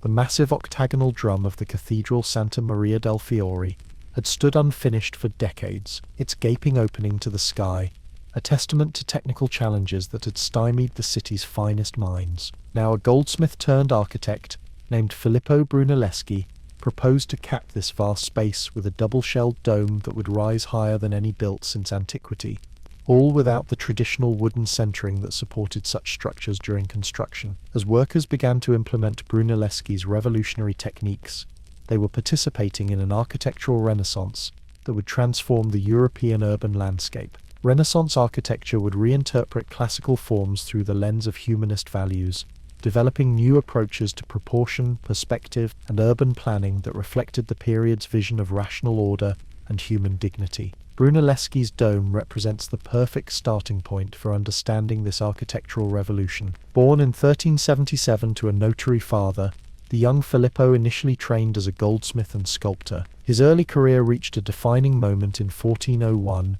when he competed against Lorenzo Ghiberti for the commission to create bronze doors for Florence's baptistry. Though Ghiberti won the competition, Brunelleschi's panel demonstrated his remarkable talent for three-dimensional representation and spatial thinking. Following this disappointment, Brunelleschi reportedly traveled to Rome with his friend Donatello, where they systematically studied ancient Roman ruins. Unlike medieval visitors who viewed these structures primarily as sources of building materials or Christian relics, Brunelleschi analyzed them as architectural solutions to design problems. He measured proportions, examined construction techniques, and developed mathematical understanding of Roman spatial principles. This classical study bore fruit when Brunelleschi turned to architecture in Florence. His first major commission, the Ospedale degli Innocenti, Foundling Hospital, introduced a revolutionary clarity to Renaissance architecture. Its loggia, with perfectly proportioned arches supported by slender columns with classical Corinthian capitals, established a visual rhythm of mathematical precision. The building's harmonious proportions, based on simple ratios, created a sense of rational order that would become a hallmark of Renaissance design. Proportion is not merely a matter of pleasing the eye, Brunelleschi reportedly told his patrons, but of revealing the underlying mathematical order that God has woven into creation. This mathematical approach reached its culmination in Brunelleschi's greatest achievement, the dome of Florence Cathedral. The technical challenge was unprecedented. The octagonal drum measured nearly 144 feet across, too wide for traditional wooden centering to support during construction. Brunelleschi's ingenious solution involved multiple innovations: a double-shell structure for lightness and stability, a herringbone brick pattern that was self-supporting during construction, a system of chains and sandstone rings to counteract outward thrust, and custom-designed hoisting machines to lift materials to unprecedented heights. Beyond these technical innovations, Brunelleschi's dome represented a profound symbolic statement. Rising higher than any structure in Florence, visible for miles across the Tuscan countryside, it proclaimed both civic pride and technical prowess. Its octagonal form, echoing the baptistry across the piazza, created visual harmony while its soaring height expressed spiritual aspiration. Most importantly, it demonstrated that modern builders could equal or surpass the achievements of antiquity, a central Renaissance belief. The dome's completion in 1436, though the lantern would not be finished until after Brunelleschi's death in 1446, marked a pivotal moment in Renaissance architecture. Brunelleschi's other Florentine buildings, including the perfectly proportioned Church of San Lorenzo and the elegantly simple Pazzi Chapel, further developed his distinctive vocabulary of rational proportion, geometric clarity, and classical elements adapted to Christian symbolism. While Brunelleschi established Renaissance architectural principles in Florence, Leon Battista Alberti codified them for wider dissemination. Born in Genoa to an exiled Florentine family, Alberti embodied Renaissance versatility as a humanist scholar, mathematician, cryptographer, and architectural theorist. His treatise De Re Edificatoria, on the art of building, completed around 1450, became the first systematic Renaissance treatment of architecture, expanding on the recently rediscovered work of Roman architect Vitruvius, while incorporating contemporary innovations. Alberti defined beauty in architecture as the harmony and concord of all the parts, achieved in such a manner that nothing could be added, taken away, or altered except for the worse. This concept of perfect proportion informed both his theoretical writings and his built works, including the dramatic facade he designed for Santa Maria Novella in Florence, which resolved the problematic transition between the lower level and clerestory through perfect geometric relationships. As Renaissance architectural ideas spread beyond Florence, they underwent regional adaptations. In Rome, Donato Bramante transformed papal architecture through projects like the Tempietto of San Pietro in Montorio, a perfectly proportioned small temple that captured classical principles with unprecedented accuracy. His initial design for the new St. Peter's Basilica envisioned a centrally planned structure of perfect geometric harmony, though later architects including Michelangelo would modify this plan toward the longitudinal form ultimately realized. Venice developed its own distinctive Renaissance style, adapting classical elements to the city's unique setting and Byzantine heritage. The Venetian architect Mauro Cadusi created buildings like San Michele in Isola that combined Renaissance proportions with colorful marble inlays and distinctive Venetian details. Later, Jacopo Sansovino's Library of St. Mark established a model of classical elegance adapted to Venetian urban conditions. Among the various regional Renaissance styles, none would prove more influential for future centuries than that developed by Andrea Palladio in the Veneto region during the 16th century. Born Andrea di Pietro della Gondola in Padua in 1508, Palladio began his career as a stonemason's apprentice. His talent attracted the attention of the humanist scholar Gian Giorgio Trissino, who provided education in classical literature and architecture, even giving Andrea the name Palladio, referring to the Greek goddess Pallas Athena, to reflect his classical learning. Palladio's synthesis of classical principles with practical building requirements produced an architecture of extraordinary harmony and adaptability. His churches in Venice, including San Giorgio Maggiore and Della Redentore, solved complex problems of facade design by superimposing classical temple fronts in ingenious ways. His civic buildings, particularly the Basilica in Vicenza, demonstrated how classical language could be adapted to existing medieval structures without discord. Most influential were Palladio's country villas, built for Venetian nobles establishing agricultural estates on the mainland. Villas like the Villa Rotonda and Villa Barbaro perfectly expressed Renaissance ideals by harmonizing architecture with landscape, agricultural function with classical beauty, and practical requirements with ideal proportions. The beauty will result from the form and correspondence of the whole. Palladio wrote in his influential treatise, The Four Books of Architecture, 1570, with respect to the several parts of the parts with regard to each other, and of these again to the whole, that the structure may appear an entire and complete body, wherein each member agrees with the other, and all necessary to compose what you intend to form. This approach is exemplified in the Villa Rotonda, properly Villa Almerico Capra, designed around 1566, and widely considered Palladio's masterpiece.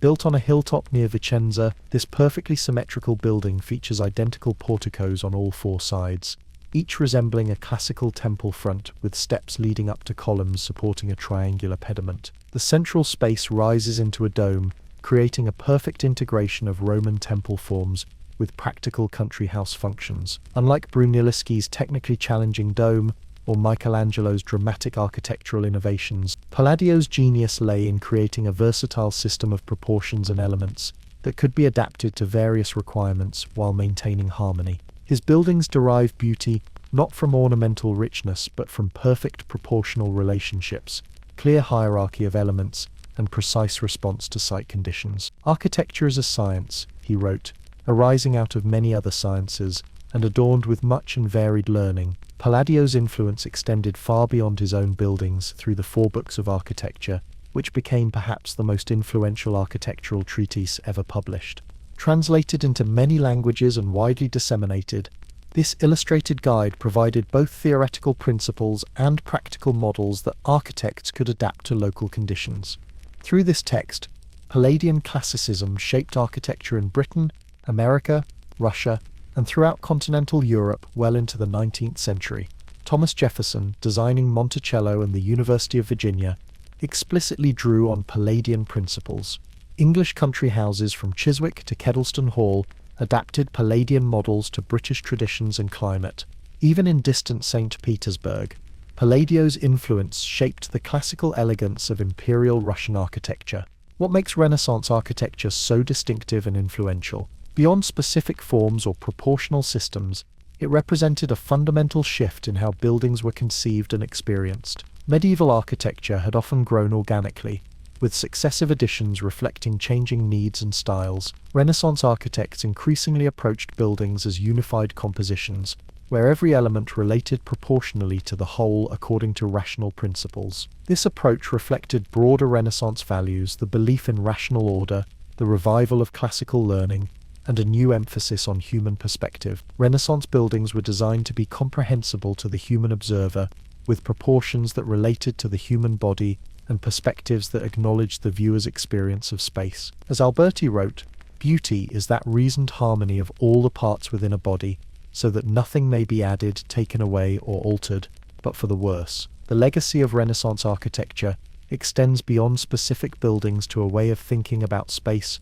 proportion, and human experience. Brunelleschi's technical innovations made possible the grand domes that would define Baroque churches.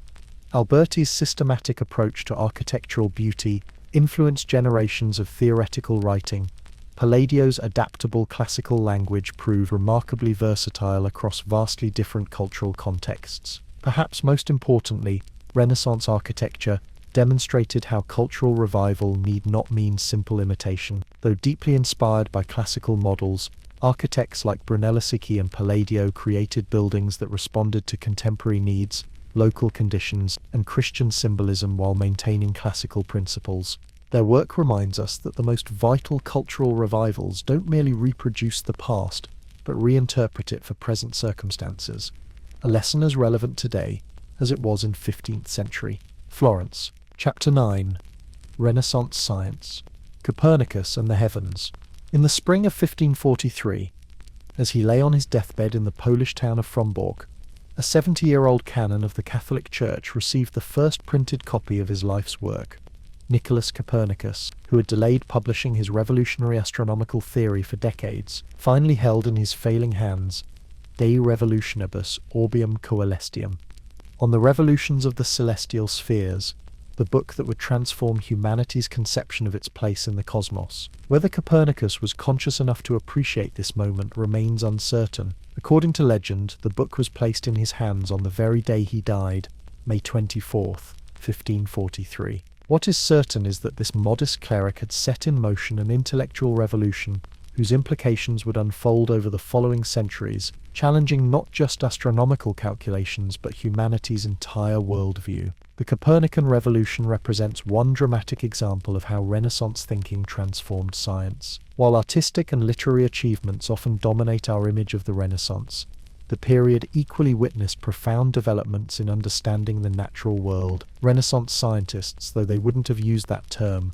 combined recovered ancient knowledge with new observational techniques, creating foundations for what would later develop into modern scientific methods. Copernicus himself embodied Renaissance intellectual characteristics. Born in 1473 in Royal Prussia, part of the Kingdom of Poland, He received humanistic education at the University of Krakow before studying law and medicine in Bologna and Padua. Like many educated Renaissance figures, he developed expertise across multiple fields: astronomy, mathematics, economics, diplomacy, and medicine. He served as a canon in the cathedral chapter at Frombork, handling administrative and political responsibilities while pursuing astronomical observations in his spare time. The astronomical system Copernicus confronted had remained largely unchanged since the 2nd century CE, when the Alexandrian astronomer Ptolemy had refined and systematized earlier Greek models. In the Ptolemaic system, Earth stood fixed at the universe's center,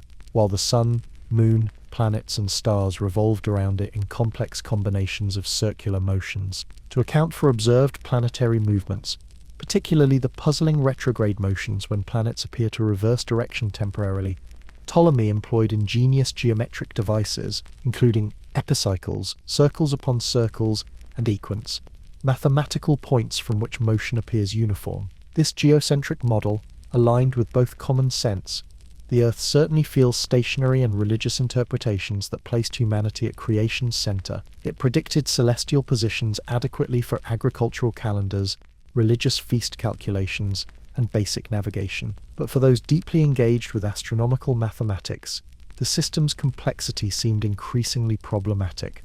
Modifications and adjustments accumulated over centuries to maintain accuracy. The astronomical tradition has been distracted by false premises in constructing theories of these motions, Copernicus wrote. Astronomers have had to accept a greater number of circles than is consistent with reason to explain the apparent motions of the planets. Copernicus's revolutionary insight was that mathematical elegance might reveal physical truth. If one simply placed the sun rather than Earth at the center, with Earth becoming just another planet orbiting it, the complicated epicycles required to explain retrograde motion largely disappeared. This heliocentric model achieved mathematical simplicity while preserving predictive accuracy, a powerful combination that reflected Renaissance appreciation for both classical knowledge and mathematical harmony. Finally, we shall place the sun himself at the center of the universe, Copernicus declared. All these facts are disclosed to us by the principle governing the order in which the planets follow one another, and by the harmony of the whole universe, if only we look at the matter, as the saying goes, with both eyes. Copernicus developed his theory over decades, circulating a brief manuscript, the Commentariolus, among select colleagues around 1514, but resisting wider publication. His reluctance stemmed partly from perfectionism. He continued gathering observations to refine his calculations, and partly from awareness of potential controversy. Moving Earth from the cosmos's center challenged not just astronomical tradition, but deeply held philosophical and theological principles. When De Revolutionibus finally appeared in 1543, it carried an unsigned preface, added without Copernicus's knowledge by Lutheran theologian Andreas Osiander, suggesting the theory should be considered merely a mathematical model rather than physical reality. This framing, presenting controversial theories as useful calculating devices without claiming literal truth, would become a common strategy for navigating the period's intellectual boundaries. Despite this cautious presentation, the Copernican model's implications were profound. Earth was demoted from cosmic center to merely one planet among several. The universe's size expanded drastically, as the fixed stars needed to be vastly more distant to explain why their positions appeared unchanged, despite Earth's movement. Most disturbing to traditional thought, humans no longer occupied a unique central position in creation, a challenge to both Aristotelian physics and conventional religious interpretations. Initial reception to Copernicus's work was primarily academic rather than controversial. Most early readers appreciated its mathematical elegance, while not necessarily accepting its physical reality. The Danish astronomer Tycho Brahe developed an intermediate system that preserved Earth's central position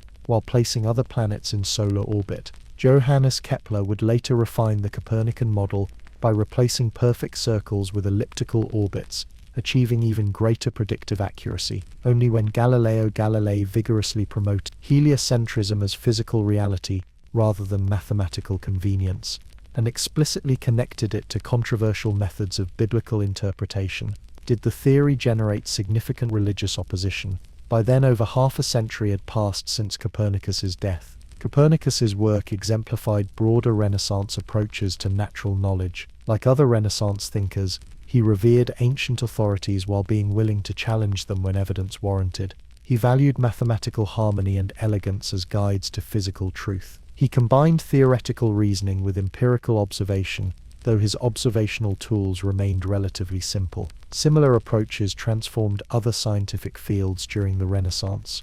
Anatomy advanced dramatically through the work of Andreas Vesalius, whose 1543 Dies Humani Corporis Fabrica on the fabric of the human body corrected numerous errors in Galen's ancient anatomical teachings through direct observation of dissected human cadavers. Like Copernicus, Vesalius respected classical authorities while being willing to correct them based on empirical evidence. Botanists including Otto Brunfels, Leonhard Fuchs, and Andrea Cecil Pino similarly transformed plant classification through direct observation, moving beyond classical texts to document thousands of species with unprecedented accuracy. Their illustrated herbals combined practical medical knowledge with systematic classification efforts, laying groundwork for later biological taxonomy. Mathematical sciences flourished as scholars recovered and extended ancient works. Niccolò Tartaglia and Gerolamo Cardano developed solutions for cubic equations. The concept of negative numbers gained wider acceptance. Trigonometry advanced through the work of Regiomontanus. These mathematical developments provided essential tools for both practical applications like navigation and theoretical sciences like astronomy. Renaissance technological innovation complemented these theoretical advances. Improved instruments from Tycho Brahe's precise astronomical measuring devices to better navigation tools enabled more accurate observations. Printing spread scientific knowledge more widely and consistently than manuscript transmission had allowed. Perspective techniques developed for painting improved scientific illustration, making complex structures more comprehensible. What distinguished Renaissance science from medieval approaches was not rejection of ancient authority, but a changed relationship to it. Medieval scholars had typically treated classical texts as definitive sources to be harmonized and interpreted. Renaissance thinkers increasingly viewed them as starting points to be tested, corrected, and extended through observation and mathematics. I'm more inclined to question something that has been accepted by everyone over a long period than to accept it automatically, wrote Benedetti, a Renaissance scientist who challenged Aristotelian physics. This questioning attitude, combined with humanistic recovery of additional classical texts offering alternative viewpoints, created intellectual space for new theories. Renaissance science operated within cultural frameworks quite different from modern scientific institutions. Many key figures were not scientists in the modern professional sense, but embraced natural philosophy as one aspect of broader intellectual engagement. Leonardo da Vinci made anatomical discoveries alongside his artistic work. Gerolamo Cardano practiced medicine and astrology while advancing mathematics. Even Copernicus served primarily as a church administrator and physician rather than professional astronomer. The boundaries between what we now distinguish as science, philosophy, art, and even magic remained porous. Astrology and astronomy were practiced together. Alchemy contained elements that would evolve into chemistry, alongside mystical components. Renaissance natural philosophers sought comprehensive understanding of how the cosmos operated, including questions of purpose and meaning that modern science typically sets aside. Despite these differences from modern scientific approaches, Renaissance natural philosophy established crucial foundations for the scientific revolution that followed. By recovering classical mathematical traditions, developing new observational techniques, questioning established authorities based on evidence, and seeking mathematical patterns in natural phenomena, Renaissance thinkers created intellectual frameworks that scholars like Galileo, Kepler, and eventually Newton would build upon. Copernicus's revolution reminds us that transformative ideas often develop gradually before producing their full impact. Though his book appeared the same year as Vesalius's anatomical work, it would take decades, even centuries, for its full implications to unfold. The Renaissance did not complete scientific revolution, but initiated processes of questioning, observation, and mathematical analysis that would fundamentally transform human understanding of the natural world. Chapter 10. Galileo, Challenging the Ancient Worldview. On a clear evening in the spring of 1609, a 45-year-old professor of mathematics pointed a curious instrument toward the heavens. Galileo Galilei had recently learned of a Dutch invention, a tube fitted with lenses that made distant objects appear closer. Improving the design through his own optical knowledge, he created what he called a perspicillum, capable of magnifying objects about 20 times. When he turned this telescope toward the night sky, he began a series of observations that would transform humanity's understanding of the cosmos and challenge the intellectual foundations of European civilization. "I render infinite thanks to God," he later wrote, "for being so kind as to make me alone, the first observer of marvels kept hidden in obscurity for all previous centuries." Born in Pisa in 1564, Galileo embodied the transition from Renaissance natural philosophy to what would later become modern science. Building on Renaissance achievements while developing new experimental methods and mathematical approaches, he directly challenged centuries of accepted wisdom about the physical world. His confrontational personality and literary brilliance ensured his ideas would reach beyond scholarly circles to reshape broader cultural understanding of how knowledge itself should be established. Galileo's astronomical discoveries alone would have secured his historical significance. Within months of first using his telescope, he had observed mountains and craters on the moon, revealing that celestial bodies were not the perfect spheres Aristotelian cosmology required. He discovered 4 moons orbiting Jupiter, demonstrating that Earth was not the center of all celestial motions. He observed the phases of Venus, providing crucial evidence for the Copernican model by showing that Venus must orbit the Sun rather than Earth. He resolved the Milky Way into countless individual stars invisible to the naked eye, vastly expanding the known universe. These observations, published in 1610 in his Sidereus Nuncius, Starry Messenger, created an immediate sensation. Galileo dedicated the work to Cosimo II de' Medici,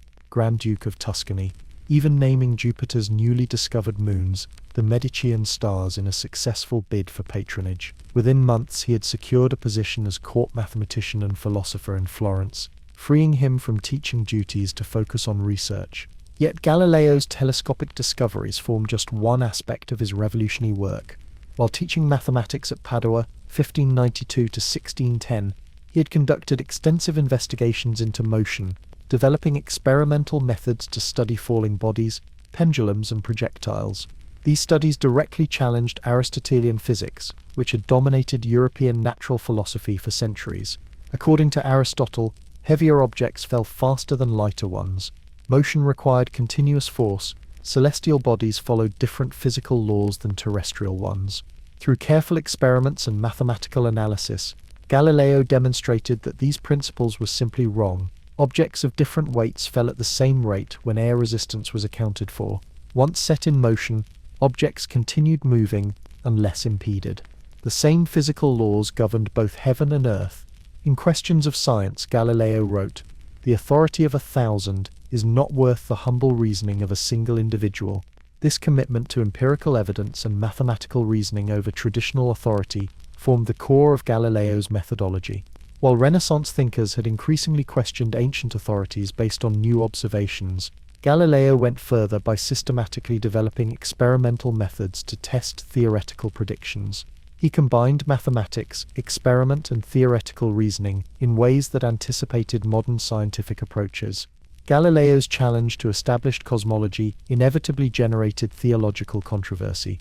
The geocentric model of the universe had become deeply intertwined with religious interpretations of Scripture. When Galileo began openly advocating the Copernican system as physical reality rather than mathematical convenience, he entered dangerous territory, particularly as religious tensions heightened during the Counter-Reformation. In 1615, Galileo traveled to Rome to defend heliocentric ideas, arguing that Scripture should be interpreted in light of scientific knowledge rather than used to determine scientific questions. "The Bible teaches how to go to heaven, not how the heavens go," he famously wrote, paraphrasing Cardinal Baronius. Despite presenting his case directly to well-placed church officials, the effort backfired. In 1616, Copernican books were placed on the Index of Prohibited Books, and Galileo was instructed not to hold, teach, or defend heliocentric theory. For several years, Galileo complied with this injunction, but when his supporter, Maffeo Barberini, became Pope Urban VIII in 1623, Galileo believed he could safely return to cosmological questions. His dialogue concerning the two chief world systems, 1632, presented arguments for both Ptolemaic and Copernican systems through a conversation among three characters, Salviati, representing Galileo's views, Simplicio defending Aristotelian positions, and Sagredo, an intelligent layman weighing the evidence. Though formally presenting both sides, the dialogue clearly favoured the Copernican position through stronger arguments and rhetorical structure. Most problematically, Galileo placed one of Pope Urban's favourite arguments, that God's omnipotence meant humans could never be certain about the true causes of observed phenomena, in the mouth of Simplicio, the dialogue's least impressive participant. The Pope, already under political pressure for appearing soft on religious innovation, felt personally betrayed and authorized Galileo's trial by the Inquisition. In 1633, the aging scientist faced inquisitors in Rome. Threatened with torture and shown instruments of interrogation, the 69-year-old Galileo formally abjured his support for Copernican theory. According to legend, though likely apocryphal, he muttered "Eper si move, Dios," and yet it moves, after his recantation, affirming Earth's motion, despite being forced to deny it. Sentenced to indefinite house arrest, he spent his remaining years at his villa in Arcetri near Florence. Despite these restrictions, Galileo completed one final masterpiece during his confinement, Discourses and Mathematical Demonstrations relating to two new sciences. 1638 summarized his groundbreaking work on the strength of materials and the laws of motion. Published in the Netherlands beyond the reach of Roman censors, this work established the foundations of modern mechanics and influenced subsequent generations of scientists, most notably Isaac Newton. When Galileo died in 1642, the same year Newton was born, he left a complex legacy that extended far beyond specific scientific discoveries. His methodological innovations, combining mathematical analysis with experimental verification, helped establish the approach that would characterize modern science. His popular writings in Italian rather than academic Latin brought scientific debates to broader educated audiences. His dramatic conflict with religious authorities highlighted tensions between traditional knowledge systems and emerging scientific methods. Galileo's significance lies not only in what he discovered, but in how he approached knowledge itself. Unlike many contemporaries who sought to harmonize new findings with existing frameworks, Galileo directly challenged foundational assumptions when evidence contradicted them. He insisted that nature itself, not ancient authorities or scriptural interpretation, should determine scientific understanding. Philosophy is written in this grand book, I mean the universe which stands continually open to our gaze, he wrote.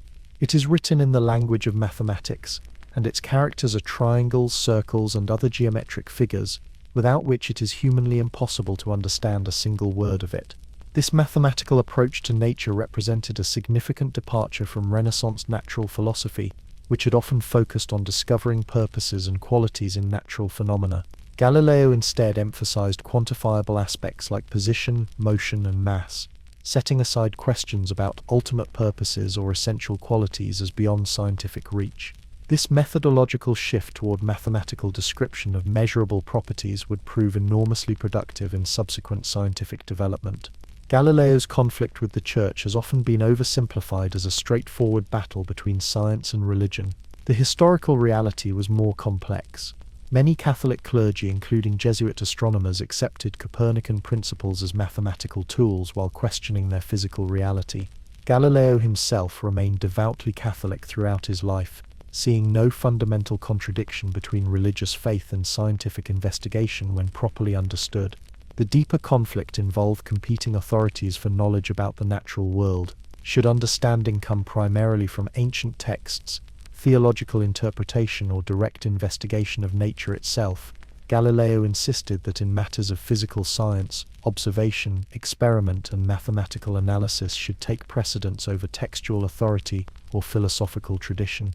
I do not feel obliged to believe that the same God who has endowed us with sense, reason, and intellect has intended us to forego their use, he wrote, articulating a perspective that would become central to modern scientific thinking. Galileo's case also reflected specific historical circumstances, rather than inevitable tensions. The Catholic Church, responding to Protestant challenges and internal reform movements, had become particularly sensitive to unauthorized scriptural interpretation during this period.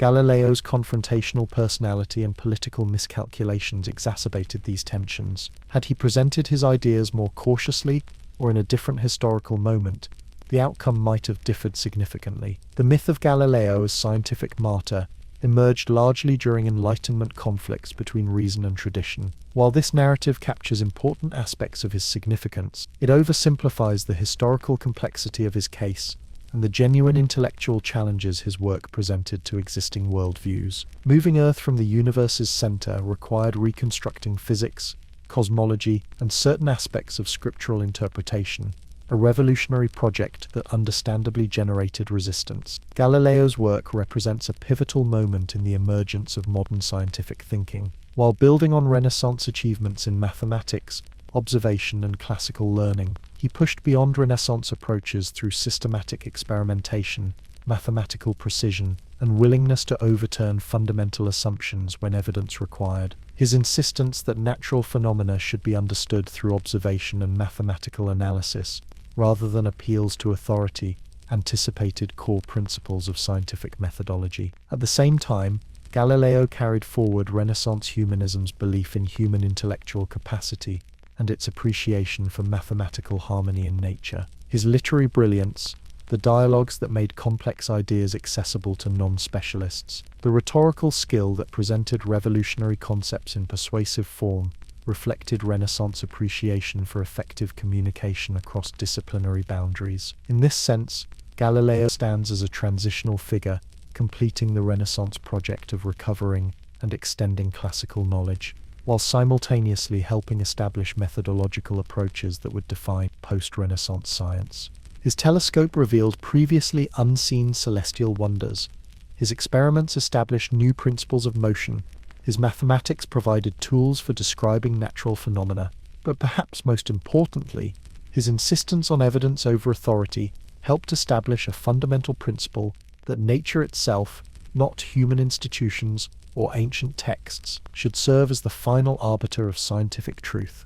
Chapter 11. Shakespeare and the English Renaissance. While Italian artists painted the Sistine Chapel and Galileo peered through his telescope at Jupiter's moons, a remarkable cultural flowering was transforming England. The English Renaissance, delayed compared to its Italian counterpart, but no less profound, produced literature of extraordinary richness, particularly in drama and poetry. At its centre stood William Shakespeare, whose works would explore the full range of human experience with unmatched psychological insight and linguistic brilliance. England's Renaissance development followed a different trajectory from Italy's. Rather than beginning with the recovery of classical texts, English cultural transformation received its decisive impetus from the religious and political upheavals of the 16th century. The break with Rome under Henry VIII, the educational reforms that followed, the growth of London as a commercial centre, and the flourishing of a vigorous native literary tradition all contributed to an environment where Shakespeare and his contemporaries could create works of unprecedented sophistication. The man who would become the world's most celebrated playwright entered this dynamic world in 1564, born to a glovemaker and alderman in the market town of Stratford-upon-Avon. The details of Shakespeare's education remain uncertain, though he likely attended the local grammar school, where he would have received intensive training in Latin language and literature. This classical foundation, combined with his voracious reading and acute observational skills, provided the literary tools that would later distinguish his work. By the early 1590s, Shakespeare had established himself in London's theatrical world, both as an actor and emerging playwright. The city he encountered was experiencing remarkable growth, its population nearly doubled during his lifetime, and buzzing with commercial energy, political intrigue, and cultural innovation. London's theatres, recently established as permanent structures outside city jurisdiction, attracted audiences from across the social spectrum, from apprentices to aristocrats. The purpose of playing, Shakespeare would later write in Hamlet, both at the first and now was and is to hold as with a mirror up to nature, to show virtue her own feature, scorn her own image, and the very age and body of the time, his form and pressure. This conception of drama as both entertainment and moral reflection characterized the extraordinary output of Elizabethan and Jacobean playwrights.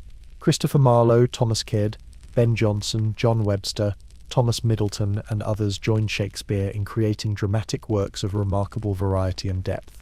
Unlike the court-centered theatrical traditions of many European countries, English drama developed in commercial theatres dependent on attracting diverse paying audiences, encouraging accessibility and thematic range, while still allowing for profound artistic expression. Shakespeare's early plays demonstrated his ability to transform existing dramatic forms. His history plays, including the Henry VI trilogy and Richard III, built on earlier chronicle dramas, while adding psychological complexity and poetic richness. Comedies like The Comedy of Errors and A Midsummer Night's Dream combined classical models with English folk traditions and contemporary Italian influences. Early tragedies such as Titus Andronicus showed him working within the popular revenge tragedy format pioneered by Kyd's The Spanish Tragedy. By the late 1590s, Shakespeare's growing mastery was evident in works of increasing subtlety and originality. Romeo and Juliet transformed a conventional tragic romance into a profound meditation on youth, love, and societal conflict. The Merchant of Venice and Much Ado About Nothing created comedies that incorporated darker elements while maintaining their ultimately affirmative vision. The Second History tetralogy from Richard II through Henry VI explored questions of political legitimacy, leadership, and national identity with remarkable sophistication. Shakespeare's company, the Lord Chamberlain's Men, later the King's Men, achieved unprecedented stability and success, eventually constructing their own theatre, the Globe, in 1599. As primary playwright, Shakespeare produced works specifically tailored to his company's strengths and the physical characteristics of their performance spaces. The open-air, thrust-stage design of Elizabethan theatres, where performances occurred in daylight with minimal scenery, encouraged dramatists to create richly poetic language that could verbally conjure settings and moods. The first years of the 17th century saw Shakespeare reach his full artistic maturity. The great tragedies of this period, Hamlet, Othello, King Lear,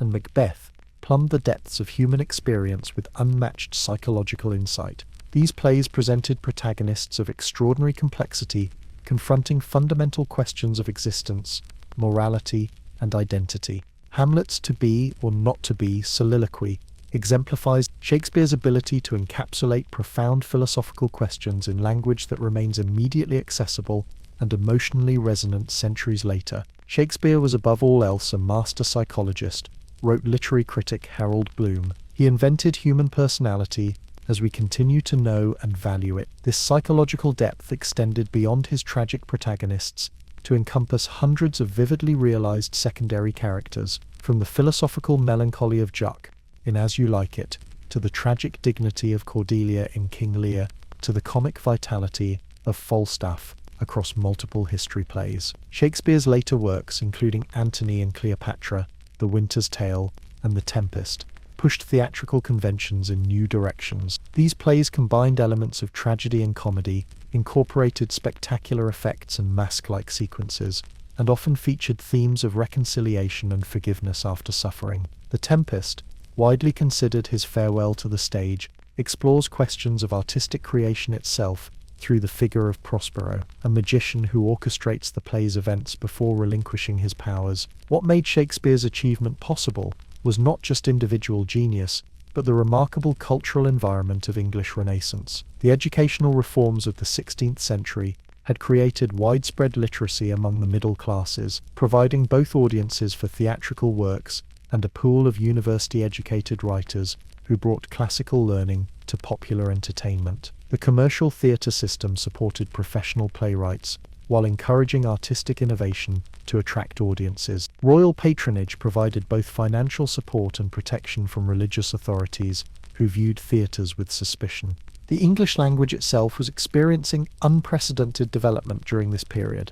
Expanded trade connections, colonial encounters, and the influx of classical and continental influences encouraged linguistic experimentation and vocabulary expansion. Scholars estimate that Shakespeare used approximately 20,000 different words in his collected works, with perhaps 1,700 words first appearing in his writings. His linguistic innovations included not just new words, but fresh combinations, striking metaphors, and flexible syntax that stretched English's expressive capabilities. Yet Shakespeare was far from alone in this linguistic creativity. Edmund Spenser's allegorical epic, The Faerie Queene, created a deliberately archaic poetic language to explore questions of virtue, faith, and national identity. John Donne and the metaphysical poets developed complex conceits that yoked together disparate ideas through intellectual ingenuity. Philip Sidney's sonnets and prose romance Arcadia demonstrated sophisticated literary experimentation within aristocratic contexts. The English Renaissance differed from its Italian counterpart in its strong vernacular focus. While Italian humanists emphasized Latin composition and classical models,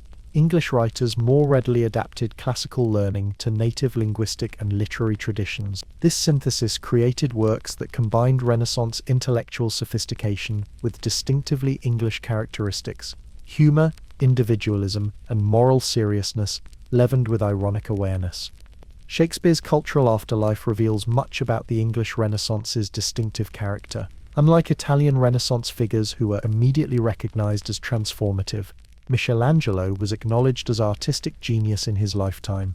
Shakespeare's ultimate significance emerged gradually. Though successful and respected in his day, he was initially viewed as one among several leading playwrights, rather than a singular genius. Only in the 18th century did his reputation reach its modern prominence, when critics began to recognize how his works combined popular appeal with philosophical depth, linguistic innovation with psychological insight. Shakespeare's plays explore quintessential Renaissance themes while remaining accessible to audiences across centuries and cultures. His histories examine the tension between medieval conceptions of divinely ordained authority and emerging Renaissance ideas of merit and capability. His tragedies explore the Renaissance individual's assertion of agency against cosmic, social, and psychological constraints. His comedies balance classical influences with folk traditions while examining gender roles, social hierarchies, and the complex relationship between appearance and reality. Perhaps most fundamentally, Shakespeare's works embody the Renaissance belief in human potential and complexity. His characters display psychological depth that transcends medieval types or classical models. They evolve through internal reflection, speaking soliloquies that reveal consciousness examining itself. They grapple with ethical dilemmas without simple resolutions, inhabiting a morally complex universe where multiple perspectives hold validity. In this sense, Shakespeare's plays constitute a kind of secular humanism that, while not rejecting religious frameworks, focuses primarily on human experience in this world. When Shakespeare died in 1616, the English Renaissance was already evolving toward new forms. Ben Jonson was developing more classical and satirical drama. The metaphysical poets were exploring spiritual themes through increasingly elaborate conceits. Masques and court entertainments were growing more spectacular and allegorical. Within a generation, civil war would disrupt English cultural development, and Restoration aesthetics would reject many Elizabethan and Jacobean characteristics in favor of French-influenced neoclassicism. Yet Shakespeare's achievement remained as testament to what the English Renaissance had made possible: art that combined popular appeal with intellectual sophistication, native traditions with classical learning, entertainment with profound exploration of the human condition. In his works, the Renaissance ideal of universal human potential found its most complete literary expression, not in theoretical treatises or educational programs, but in the living embodiment of hundreds of characters whose experiences continue to illuminate our own. The Renaissance that began in Florence with the recovery of classical texts had, by Shakespeare's time, evolved into something distinctly English, less visually oriented, more psychologically nuanced, and more concerned with individual moral complexity than with ideal forms or proportions. If Italian Renaissance art sought to discover universal principles of beauty and harmony, Shakespeare's art embraced the messy particularity of human experience in all its contradictions. Both approaches reflected Renaissance humanism's central insight, that human beings and their creations properly understood contain infinite depth and significance. Chapter 12. Renaissance Music, from Madrigals to Monteverdi. While Michelangelo painted the Sistine ceiling and Shakespeare's players performed at the Globe Theatre, another profound artistic transformation was reshaping Europe's soundscape. Renaissance music, evolving from medieval foundations but incorporating humanist ideals and new technical innovations, created sonic expressions of the same intellectual and cultural currents that animated the era's visual arts and literature. The transition from medieval to Renaissance music unfolded gradually across the 15th and 16th centuries. Initially centered in the Franco-Flemish regions of northern Europe, musical innovation spread to Italy, Spain, England, and the German lands, developing distinct regional characteristics while maintaining core stylistic elements. By the late 16th century, these developments would culminate in the madrigal's refined expressiveness and the emergence of opera, a new art form that would dominate musical life for centuries to come. Medieval sacred music had been dominated by Gregorian chant, monophonic, unaccompanied melody with free rhythm following the natural flow of Latin texts. By the late medieval period, composers had developed polyphony, multiple independent melodic lines sounding simultaneously through increasingly complex techniques. The early Renaissance inherited these achievements while seeking greater clarity, expressive power, and connection between text and music. The composer who most clearly embodied early Renaissance musical ideals was Josquin de Prez c. 1450 to 1521. Born in the region now spanning northern France and Belgium, Josquin served in prestigious positions throughout Italy and France, including the papal chapel in Rome and the courts of cardinals and dukes. His music achieved a perfect balance between technical sophistication and expressive clarity that contemporaries immediately recognized as revolutionary. Other composers do what they can with notes, wrote Martin Luther. Josquin does what he wishes. Josquin's masses, motets, and secular songs elevated Renaissance polyphony to new heights of expressiveness. Unlike some contemporary composers who demonstrated technical virtuosity through mathematical complexity, Josquin subordinated technique to emotional communication and text intelligibility. His music featured clear melodic lines, careful text setting that respected natural speech rhythms, and subtle use of imitation between voices, one voice introducing a melodic idea that others would subsequently adopt, creating cohesive musical architecture.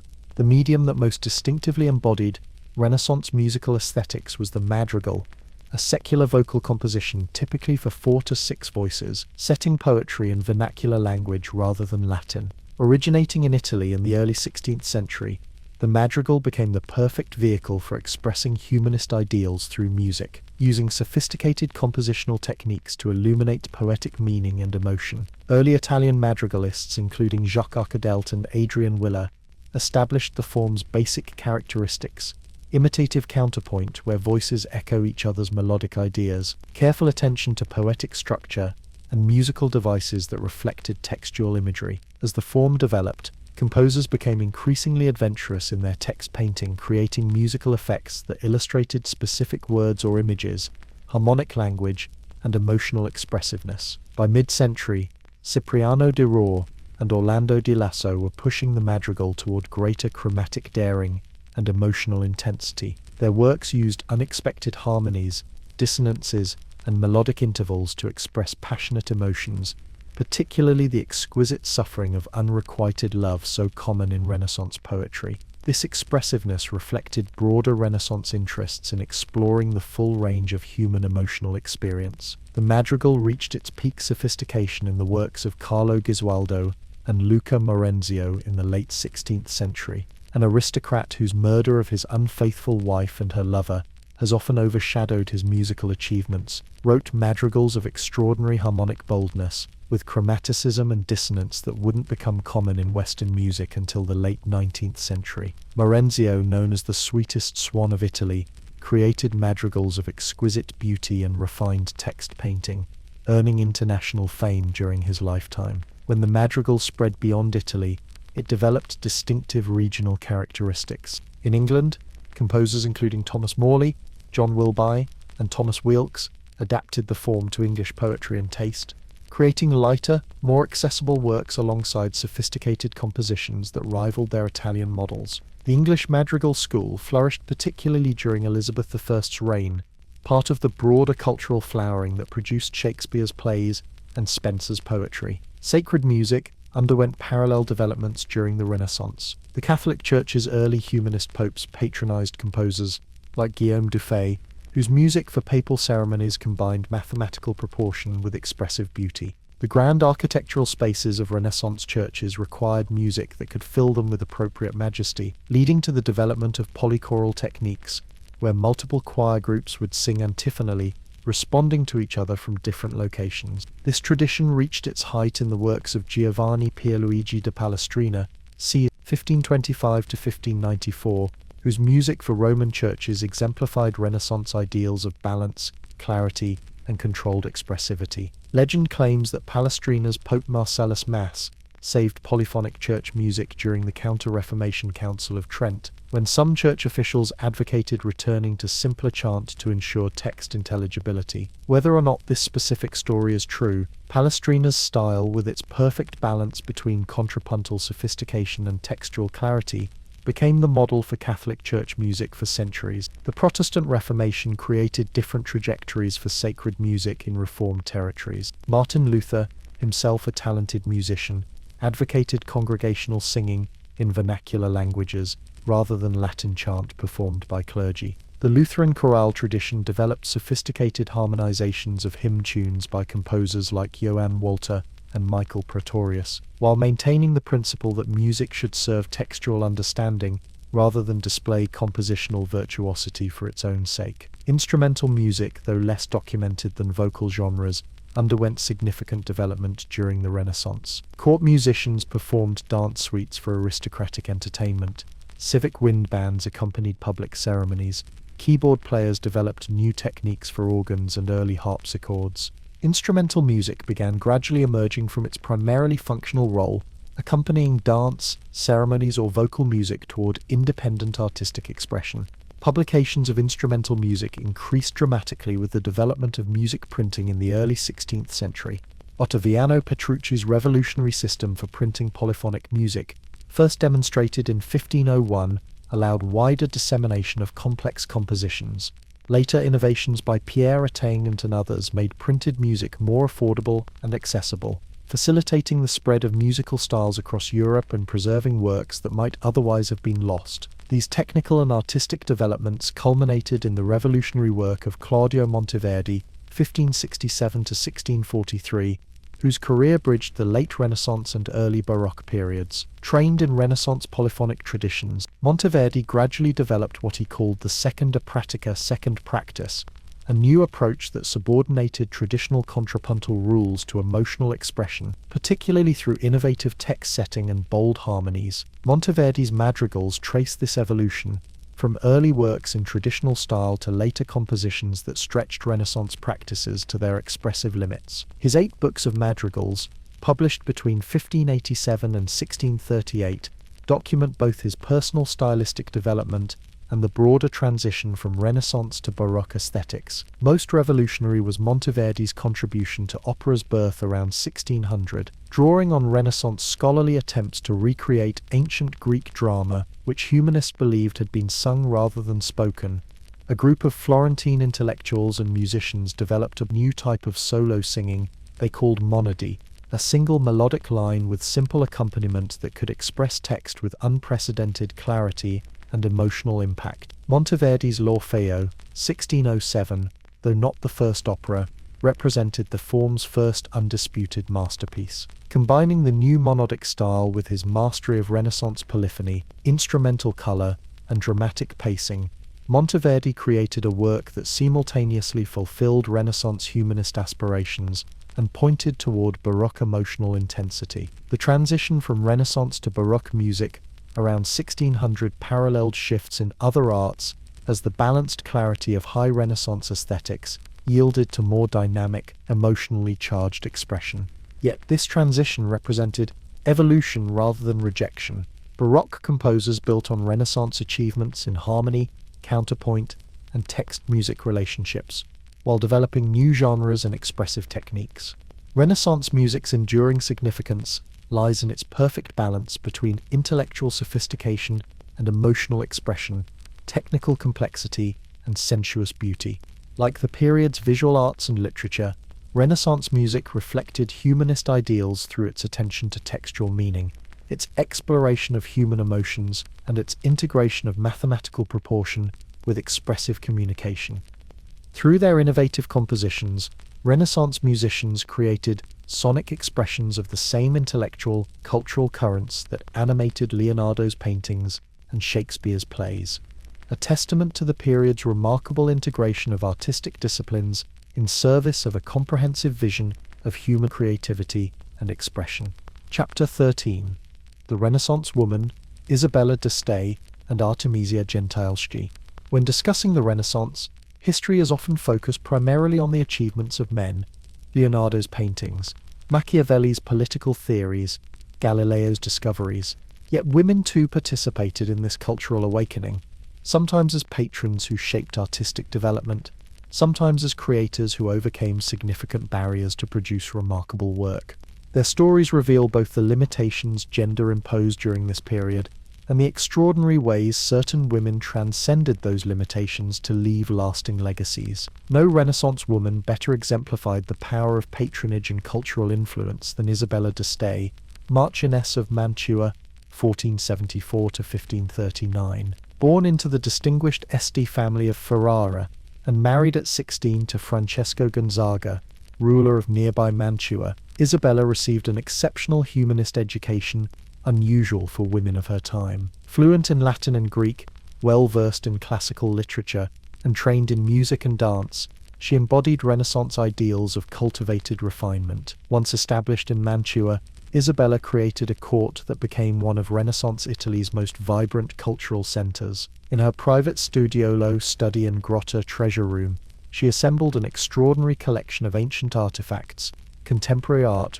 rare books, musical instruments, and exotic curiosities. These carefully curated spaces reflected both her personal taste and her understanding of collection as a form of power and self-representation. "I wish my rooms to be a world in miniature," she reportedly declared, expressing the Renaissance fascination with microcosms that reflected and concentrated broader reality. Isabella's patronage extended far beyond passive collecting. She actively commissioned works from the greatest artists of her time, including Mantegna, Perugino, Leonardo da Vinci, Raphael, and Titian. Her commissions typically came with detailed programmatic instructions, specifying both subject matter and treatment. Letters preserved in the Gonzaga archives show her negotiating with artists, suggesting changes, rejecting unsatisfactory work, and managing the complex politics of artistic production. These letters also reveal her persistence when pursuing desired artists. When Leonardo delayed completing a commissioned portrait, Isabella deployed diplomatic contacts, flattery, and barely veiled threats in her efforts to secure the work, ultimately without success. Such determination characterized her approach to cultural patronage generally, whether acquiring ancient sculptures, commissioning new music, or staging elaborate court entertainments. Beyond her artistic patronage, Isabella exercised significant political influence. When her husband was captured in battle and held prisoner in Venice, she successfully governed Mantua, navigating the treacherous waters of Italian politics during a period of foreign invasions and shifting alliances. Her diplomatic skills, deployed through extensive correspondence with rulers throughout Europe, helped preserve Mantuan independence during extremely volatile times. Isabella's contemporary Lucrezia Borgia, daughter of Pope Alexander VI, sister of Cesare Borgia, and eventually Duchess of Ferrara, through marriage to Isabella's brother Alfonso, represented a different model of Renaissance womanhood.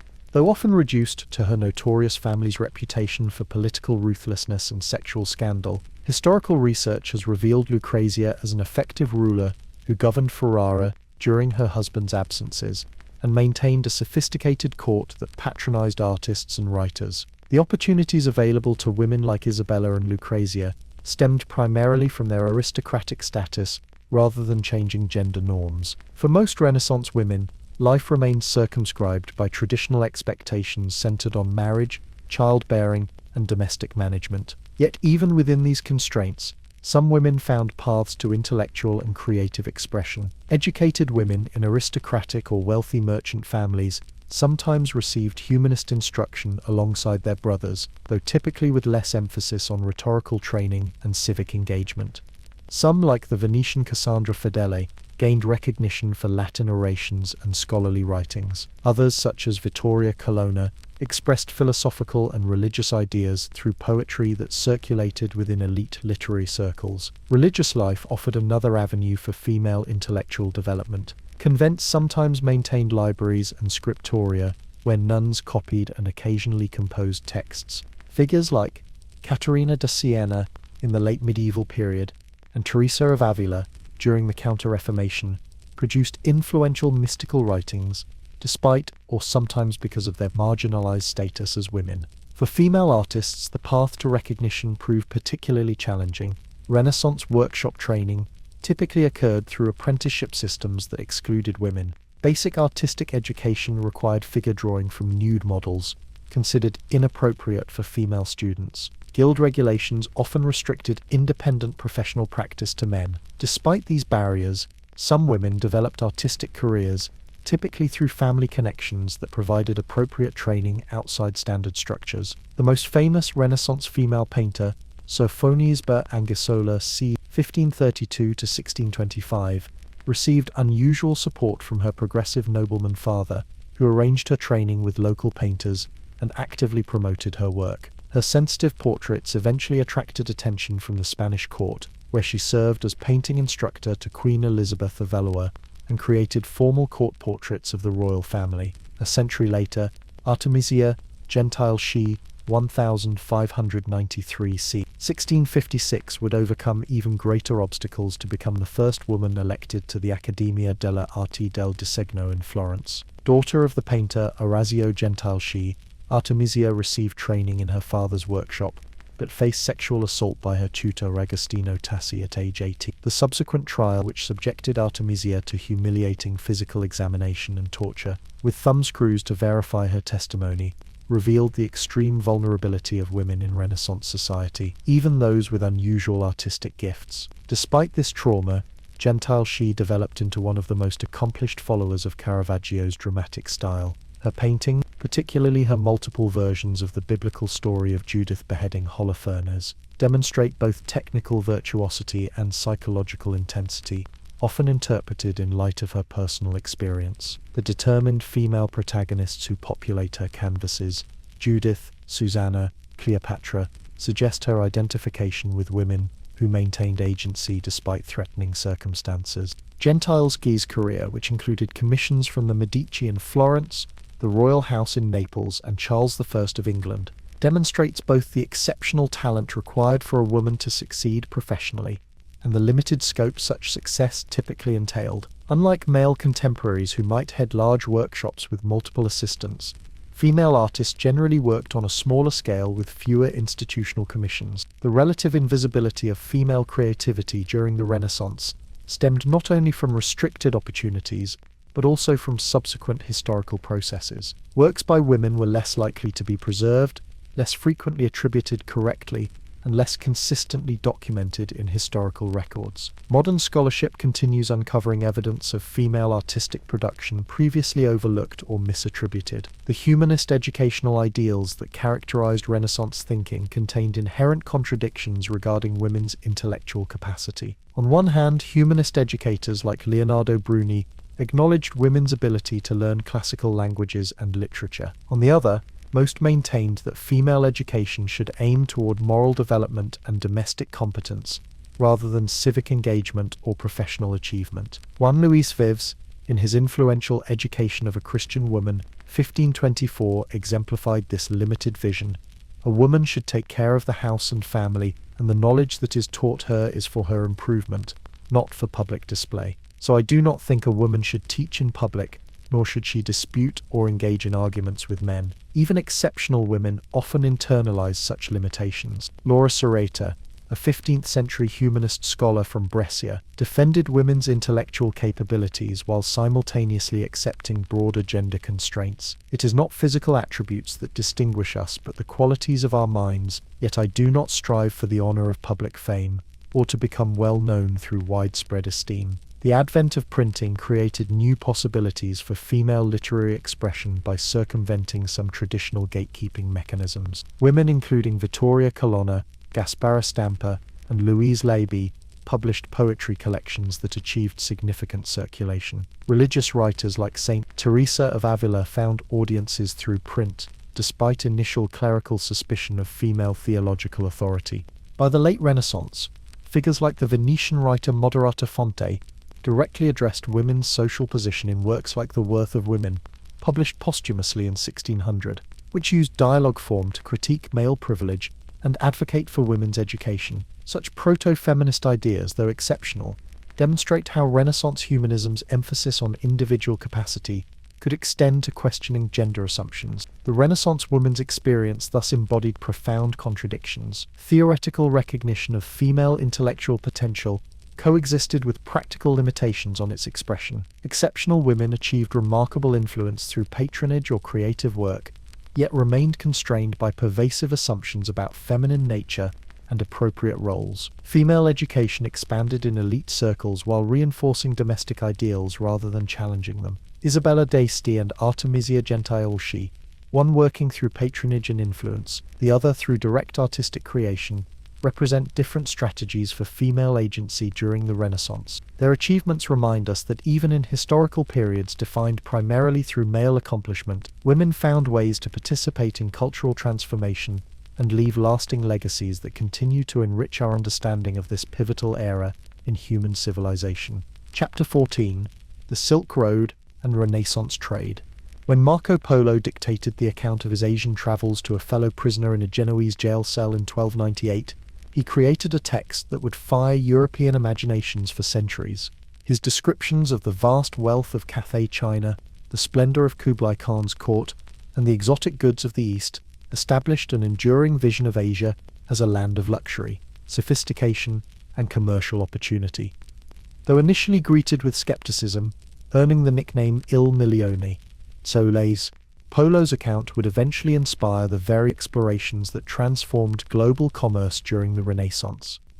The cultural and artistic flowering that characterized the Renaissance depended substantially on material foundations, the vast networks of trade that connected Italian city-states with both European hinterlands and distant Asian markets. These commercial relationships not only generated the wealth that funded artistic patronage, but also facilitated the exchange of ideas, technologies, and aesthetic influences that shaped Renaissance culture. The Silk Road, not a single path but a shifting network of land and sea routes connecting China with the Mediterranean, had functioned for over a millennium before the Renaissance. Chinese silks reached Rome during the imperial period. Byzantine craftsmen smuggled silkworms out of China in the 6th century. Arab traders dominated middle segments of these routes during the early medieval period. What changed during the late medieval and Renaissance eras was Europe's increasing direct participation in this trade and the unprecedented scale of commercial exchange. Venice and Genoa established themselves as the primary European gateways for Eastern luxury goods. Venetian merchants maintained trading posts in Constantinople, Alexandria, Damascus, and the Black Sea port of Tanna, creating a commercial network that linked Europe to both Silk Road land routes and Indian Ocean maritime trade. Annual convoys of Venetian galleys carried Eastern imports, spices, silks, cotton, precious stones, pearls, dyestuffs, and porcelain to European markets while exporting woolen textiles, glassware, and metalwork eastward. "The entire city of Venice," wrote one observer, "is nothing but business, and they think of nothing else." And truly, for the art of trading and for loyal merchants, and most wealthy ones, it is impossible to find any better than the Venetians. This commerce generated extraordinary wealth that found expression in Renaissance architecture, art, and patronage. The palaces lining Venice's Grand Canal, the magnificent altarpieces in its churches, and the splendid civic buildings around Piazza San Marco all testify to the prosperity that Eastern trade brought the city. Similar patterns emerged in Genoa, Florence, which processed many Eastern raw materials in its textile industries, and other Italian commercial centers. Beyond providing financial resources for cultural development, Eastern trade directly influenced Renaissance aesthetics through imported luxury goods. Chinese porcelains inspired Italian maiolica. Ceramics, Persian carpets appeared in paintings as symbols of wealth and refinement. Islamic metalwork influenced Italian decorative arts. Indian cotton textiles introduced new patterns and printing techniques.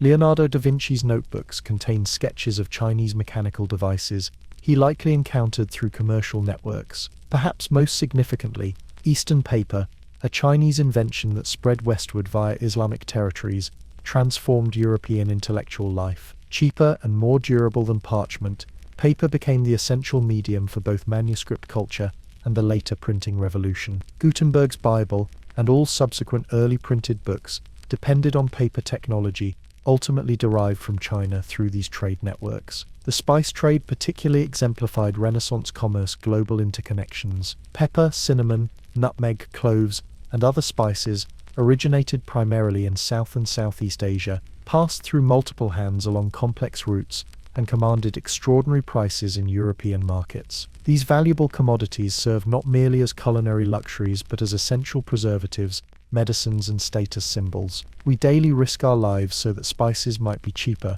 observed one Portuguese official, capturing the high stakes of Renaissance-era spice trading. Why did spices hold such importance? Beyond enhancing flavor, they served practical functions in pre-refrigeration, food preservation, and masked the taste of deteriorating foods. Spices also played crucial roles in medieval and Renaissance medicine, featuring prominently in pharmaceutical preparations based on Galenic humoral theory.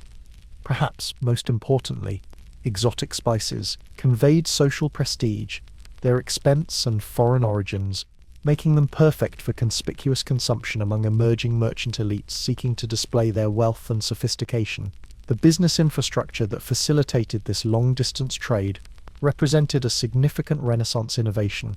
Italian merchants developed commercial techniques that would define European capitalism for centuries. Double-entry bookkeeping, marine insurance, bills of exchange, commercial partnerships, and banking networks all evolved to manage the unique challenges of Renaissance-era international trade. The Florentine Medici, the Genoese Grimaldi, and the German Fugger family built banking networks that facilitated payments across vast distances through financial instruments rather than physical coin shipments. Merchant manuals provided practical knowledge about distant markets, exchange rates, and trade regulations. Commercial education became increasingly sophisticated, with mathematical training specifically oriented toward business applications. Venice's arsenal, a massive shipbuilding complex employing thousands of workers, pioneered proto-industrial production methods to maintain the Republic's commercial fleet. Standardized parts, assembly line techniques, and specialized labor all contributed to remarkable efficiency that impressed visitors, including Dante and later Galileo. At peak capacity, the arsenal could produce nearly one ship per day, an astonishing output for pre-industrial manufacturing. The fragility of these extended commercial networks became apparent when political changes disrupted established trade routes. The Ottoman conquest of Constantinople in 1453 created new obstacles for Italian merchants accustomed to Byzantine cooperation. Though trade continued, pragmatic Ottoman rulers generally favored commercial relationships with European powers. The psychological impact on Christian Europe was significant, intensifying interest in finding alternative routes to Asian markets. Portuguese explorations along Africa's Atlantic coast, culminating in Vasco da Gama's 1498 voyage around the Cape of Good Hope to India, represented the first successful European attempt to bypass Middle Eastern intermediaries in the Eastern luxury trade. The Portuguese established a maritime empire of trading posts from Africa to Japan, creating a commercial network that diverted significant portions of the spice trade away from Mediterranean routes.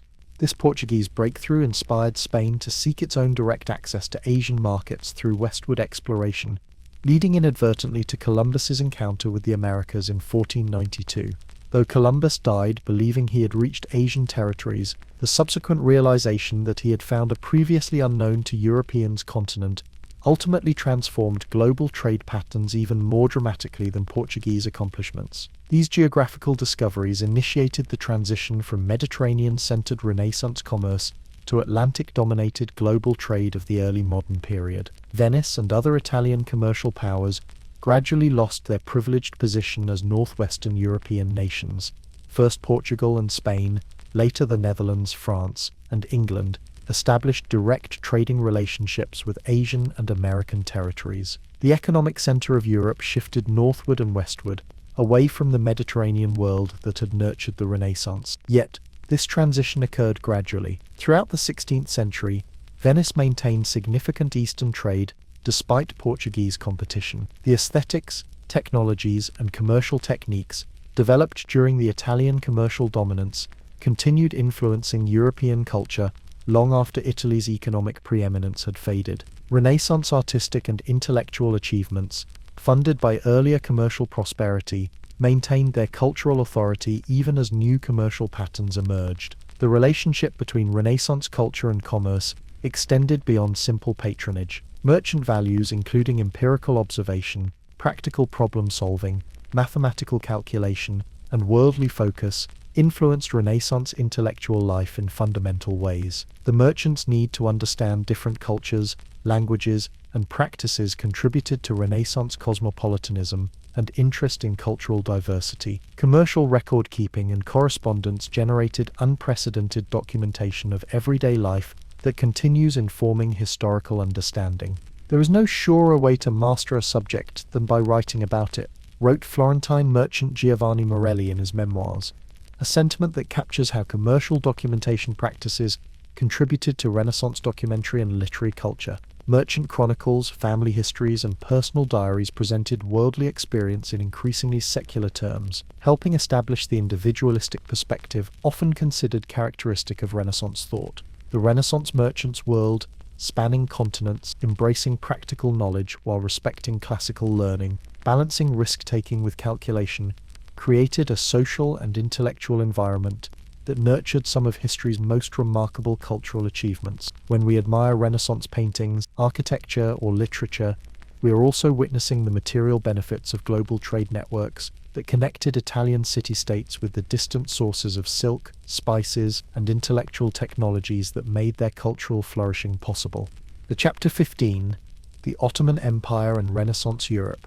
On May 29, 1453, after a 53-day siege, Ottoman forces under Sultan Mehmed II breached the massive walls of Constantinople. As the last Byzantine emperor, Constantine XI, died fighting on the ramparts, more than a millennium of Eastern Roman imperial history came to an end. The ancient city, founded by Constantine the Great in 330 CE as the New Rome, became the new capital of a rapidly expanding Islamic empire that would profoundly shape European Renaissance history, culture, and self-perception. News of Constantinople's fall sent shockwaves through Christian Europe. Pope Nicholas V called for a crusade, which never materialized. Humanist scholars lamented the loss of Greek manuscripts and Byzantine learning. Politicians feared further Ottoman expansion. Yet this same event, often cited as marking the end of the Middle Ages, catalyzed Renaissance developments by sending Byzantine scholars westward with precious classical texts, creating new geopolitical pressures that stimulated exploration and establishing a powerful Islamic civilization on Europe's doorstep that both threatened and fascinated European observers. The Ottoman Empire that conquered Constantinople had emerged from a small Turkish principality in Anatolia to become a major power through remarkable military and administrative innovations. Its founder, Osman Defren, from whom Ottoman derives, began expanding his territories in the late 13th century. His successors steadily enlarged their domain, crossing into Europe by 1354 and defeating a Crusader army at Nicopolis in 1396. By the time Mehmed II conquered Constantinople, the Ottomans controlled much of the Balkans and Anatolia, positioning them as a dominant Mediterranean power. Renaissance Europe's relationship with this expanding Islamic empire combined fear, pragmatic cooperation, and cultural fascination. While religious leaders promoted crusading rhetoric and emphasized Ottoman military threat, merchants established trading relationships, diplomats negotiated alliances, and intellectuals studied Ottoman governance and cultural achievements with grudging admiration. For Venice and Genoa, whose commercial networks depended on Eastern Mediterranean access, Ottoman expansion presented complex challenges. When diplomacy succeeded, these trading powers maintained lucrative commercial privileges within Ottoman territories. When relations deteriorated, naval conflicts threatened vital trade routes. The pragmatic Venetian Senate typically favored accommodation over confrontation, signing commercial treaties that granted their merchants access to Ottoman ports in exchange for substantial payments. "We are merchants," explained one Venetian nobleman. "Our livelihood comes from trade. If we choose war, we stand to lose our most precious treasure." Commercial relationships established channels not just for goods but for cultural exchange. Venetian merchants living in Constantinople and other Ottoman cities transmitted information about Ottoman society, technology, and customs back to Europe. Ottoman textiles, ceramics, metalwork, and carpets entered European markets, influencing decorative arts and appearing as status symbols in Renaissance paintings. Gentile Bellini, the Venetian painter, even spent time at Mehmed II's court, creating the Sultan's portrait and absorbing Ottoman artistic sensibilities that subtly influenced his later work. The military threat Ottoman expansion posed to Europe intensified after Constantinople's fall. Mehmed II's forces pushed deeper into the Balkans, besieged Belgrade unsuccessfully in 1456, and conquered Greece, Albania, and Bosnia. His successor Bayezid II consolidated these gains, while Selim Mehmed dramatically expanded eastward, conquering Mamluk Egypt and establishing Ottoman control over Islam's holiest cities, Mecca and Medina. Under Suleiman the Magnificent, reigned 1520 to 1566, Ottoman power reached its zenith. His forces captured Belgrade in 1521, crushed the Hungarian army at Mohacs in 1526, and besieged Vienna in 1529. Though the Vienna siege failed, Ottoman territories now stretched from Algeria to the Persian Gulf, from the Crimea to the Nile Cataracts, a transcontinental empire controlling much of southeastern Europe, Western Asia, and North Africa. This expansion threatened Renaissance Europe militarily, while simultaneously stimulating state development through competitive pressure. The Habsburg monarchy, particularly under Charles V and later Ferdinand III, mobilized resources to counter Ottoman threats, developing administrative, financial, and military institutions that strengthened central authority. Venice accelerated shipbuilding at its arsenal during Ottoman conflicts. Hungary, though ultimately succumbing to Ottoman conquest, underwent administrative reforms attempting to match Ottoman military capacity. Perhaps most significantly, Ottoman naval power under admirals like Hayreddin Barbarossa challenged Christian dominance in the Mediterranean, forcing southern European states to develop new maritime strategies and technologies. The galley fleets of Venice, Genoa, Spain, and the Knights of St. John evolved in direct response to Ottoman naval innovations. These naval competitions culminated in the massive Battle of Lepanto, 1571, where a Holy League fleet defeated Ottoman forces in one of history's largest naval engagements before the modern era. Religious dimensions of Ottoman-European relations profoundly influenced Renaissance culture and thought. For Catholic Europe, the Ottoman advance represented both divine punishment for Christian sins and an existential threat requiring unified response. Popes consistently called for crusades against the Ottoman threat, though political divisions within Europe prevented effective implementation of these calls. Religious processions, special prayers, and church bells marked Ottoman military advances, creating a soundscape of anxiety in many European communities. Yet practical coexistence often overrode religious antagonism. Ottoman governance typically granted religious minorities significant autonomy through the millet system, allowing Christian and Jewish communities to maintain their faith, legal traditions, and communal organization in exchange for special taxes and political loyalty. This religious tolerance, though falling short of modern concepts of equality, often exceeded contemporary European practices and created space for pragmatic interfaith relationships. The Protestant Reformation added complexity to this religious dynamic. Some Protestant writers, including Luther himself, initially viewed Ottoman expansion as divine punishment for Catholic corruption. Catholic polemicists conversely blamed Protestant heresy for weakening Christian unity against the Ottoman threat. Later, both Protestant and Catholic writers increasingly viewed Islam itself as the primary religious adversary, temporarily subordinating their internal Christian conflicts. Intellectual engagement with Ottoman civilization formed another dimension of Renaissance Ottoman relations. European accounts of Ottoman society ranged from demonizing propaganda to remarkably objective analysis of Ottoman strengths. The anonymous treatise on the government of the Turkish Empire circulated widely in manuscript, providing detailed information about Ottoman administrative systems, military organization, and legal structures. Diplomat Ogier Gizlin de Busbek's Turkish letters offered nuanced observations about Ottoman society based on his years as Habsburg ambassador to Suleiman's court. Some Renaissance political theorists studied Ottoman governance with particular interest. Machiavelli noted the effectiveness of the Ottoman system in The Prince, observing how the Sultan's personal authority operated through loyal ministers rather than independent nobility. Later theorists like Jean Bodin analyzed Ottoman absolutism as a model of undivided sovereignty, contrasting it with European feudal fragmentation. Renaissance literature incorporated Ottomans often called Turks regardless of ethnic distinction, as both villains and complex characters. Ariosto's epic poem Orlando Furioso featured Muslim warriors portrayed with considerable nuance and occasionally heroism, despite their antagonist role. Shakespeare's Othello presented a Moorish military commander in Venetian service, reflecting the complex racial and religious identities that Ottoman-European interactions generated along Mediterranean frontiers. Cultural exchanges extended beyond elite levels to popular perceptions and material culture. Ottoman military music, featuring drums, cymbals, and shawms in distinctive rhythmic patterns,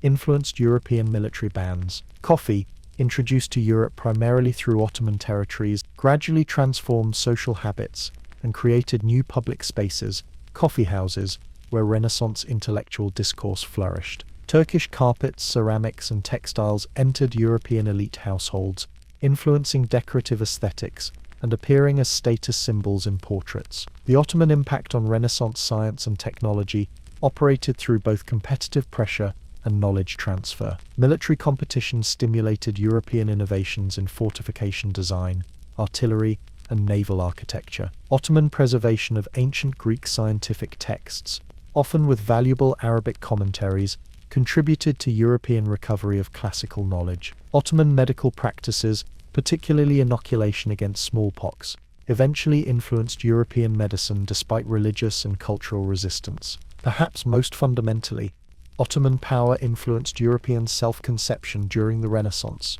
The presence of a powerful, sophisticated Islamic civilization on Europe's borders forced European thinkers to define their cultural identity, partly through contrast with this other.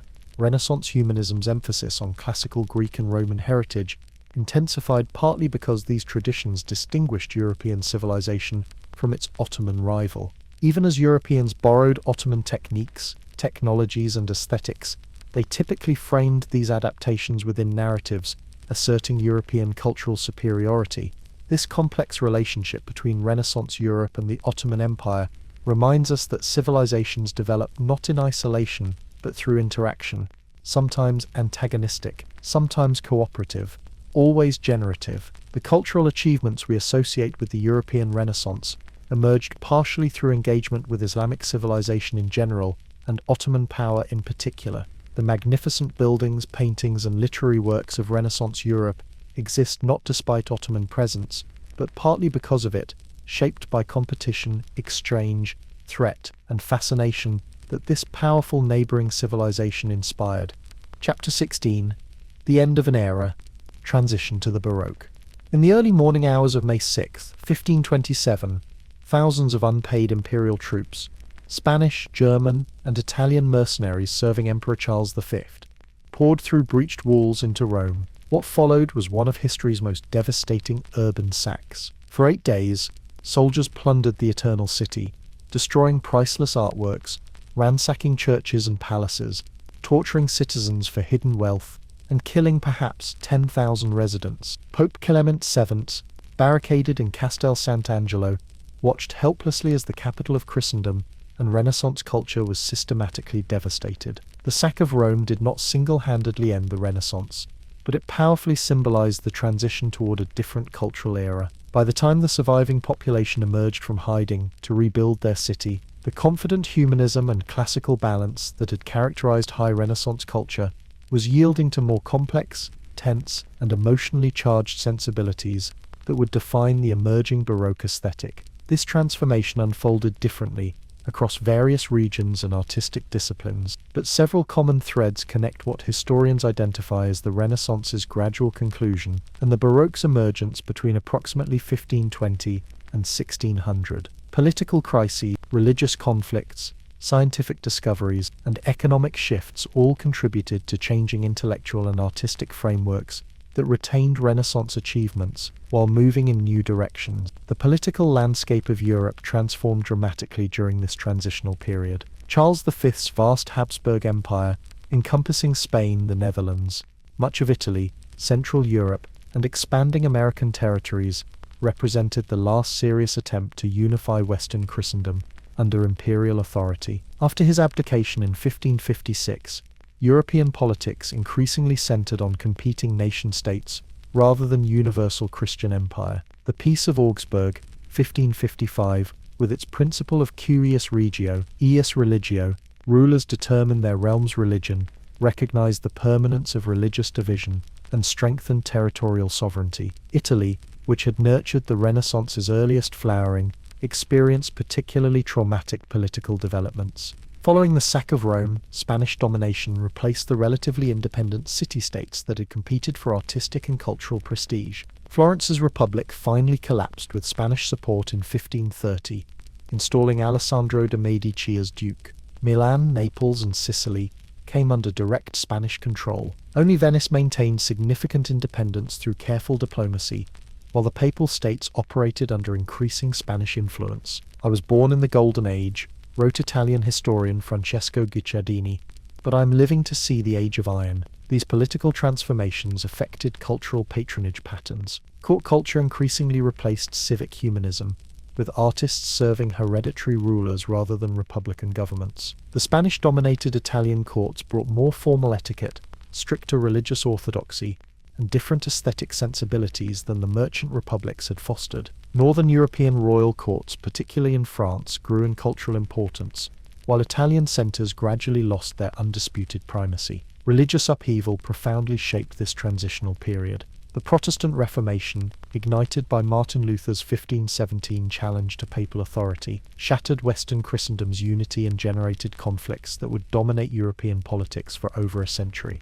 The Catholic Church's response, culminating in the Council of Trent 1545 to 1563, transformed religious practice, institutional structures, and artistic standards throughout Catholic territories. Counter-Reformation Catholicism embraced art as a tool for religious education and emotional engagement, while imposing stricter theological controls. The Council of Trent specifically addressed religious imagery, demanding clarity, doctrinal correctness, and emotional appeal that would inspire devotion. This religious imperative helped shift artistic sensibilities from Renaissance intellectual balance toward Baroque emotional intensity and theatrical effects designed to overwhelm viewers' senses. Scientific developments further undermined Renaissance certainties. Copernicus's heliocentric theory, published 1543, challenged not just astronomical understanding but entire cosmological frameworks that had aligned physical reality with religious hierarchy. Anatomical studies by Vesalius,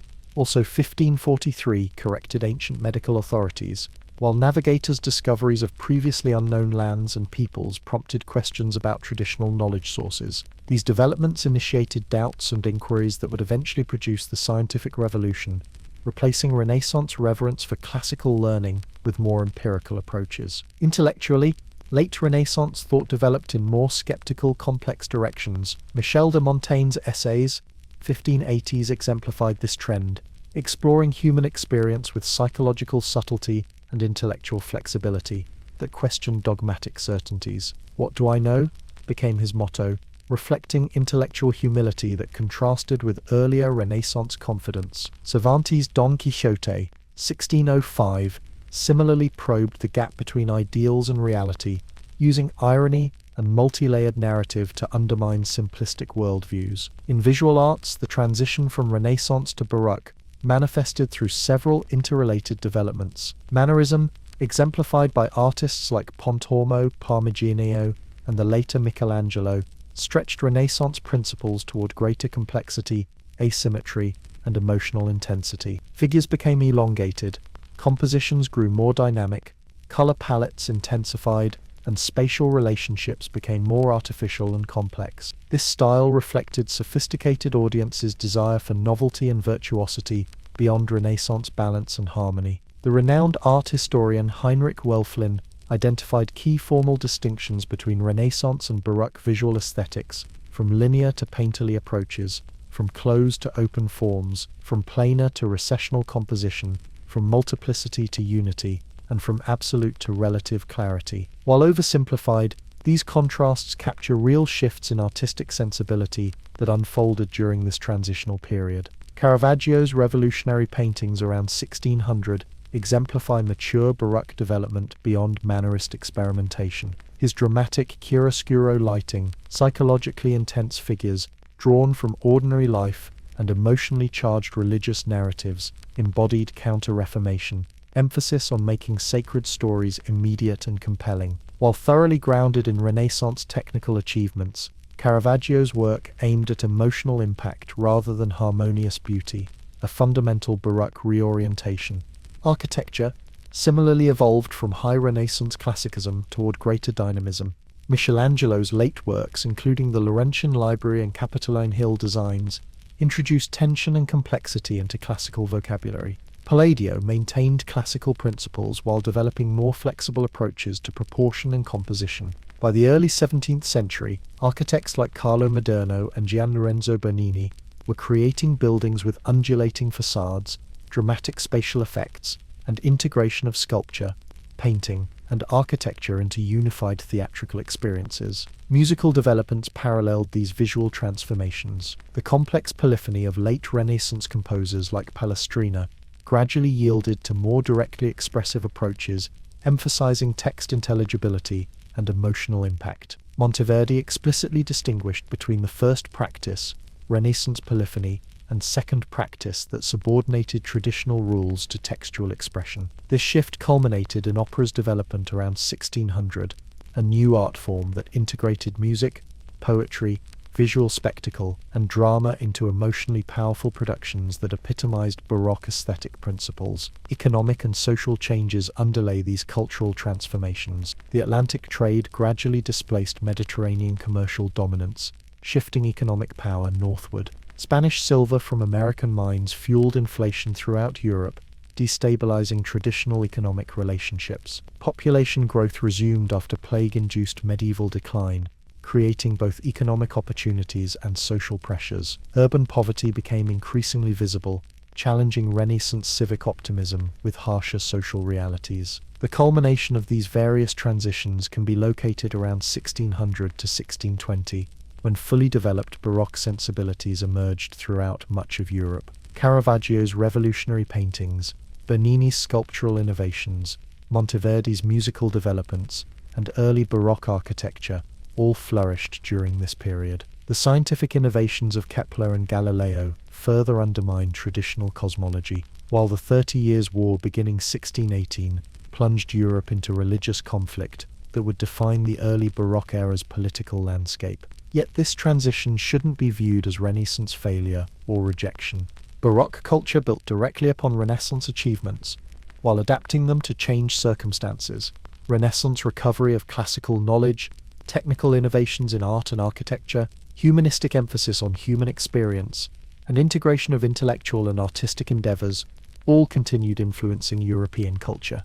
The Baroque represented evolution rather than revolution, intensifying certain Renaissance tendencies while modifying others to address new religious, political, and intellectual challenges. If Renaissance culture had emphasized harmony, proportion, and intellectual clarity, Baroque aesthetics embraced dynamic movement, emotional intensity, and sensory overwhelm. Where Renaissance art sought to satisfy the intellect through perfect proportions and classical references, Baroque art aimed to move the emotions through dramatic contrasts and theatrical effects. Renaissance confidence in human capacity and classical wisdom yielded to Baroque awareness of cosmic vastness, human limitation, and divine mystery. This transition reminds us that cultural periods are never neatly bounded, but flow into each other through complex processes of development, adaptation, and response to changing conditions. The Renaissance did not simply end, rather its achievements were absorbed and transformed as European civilization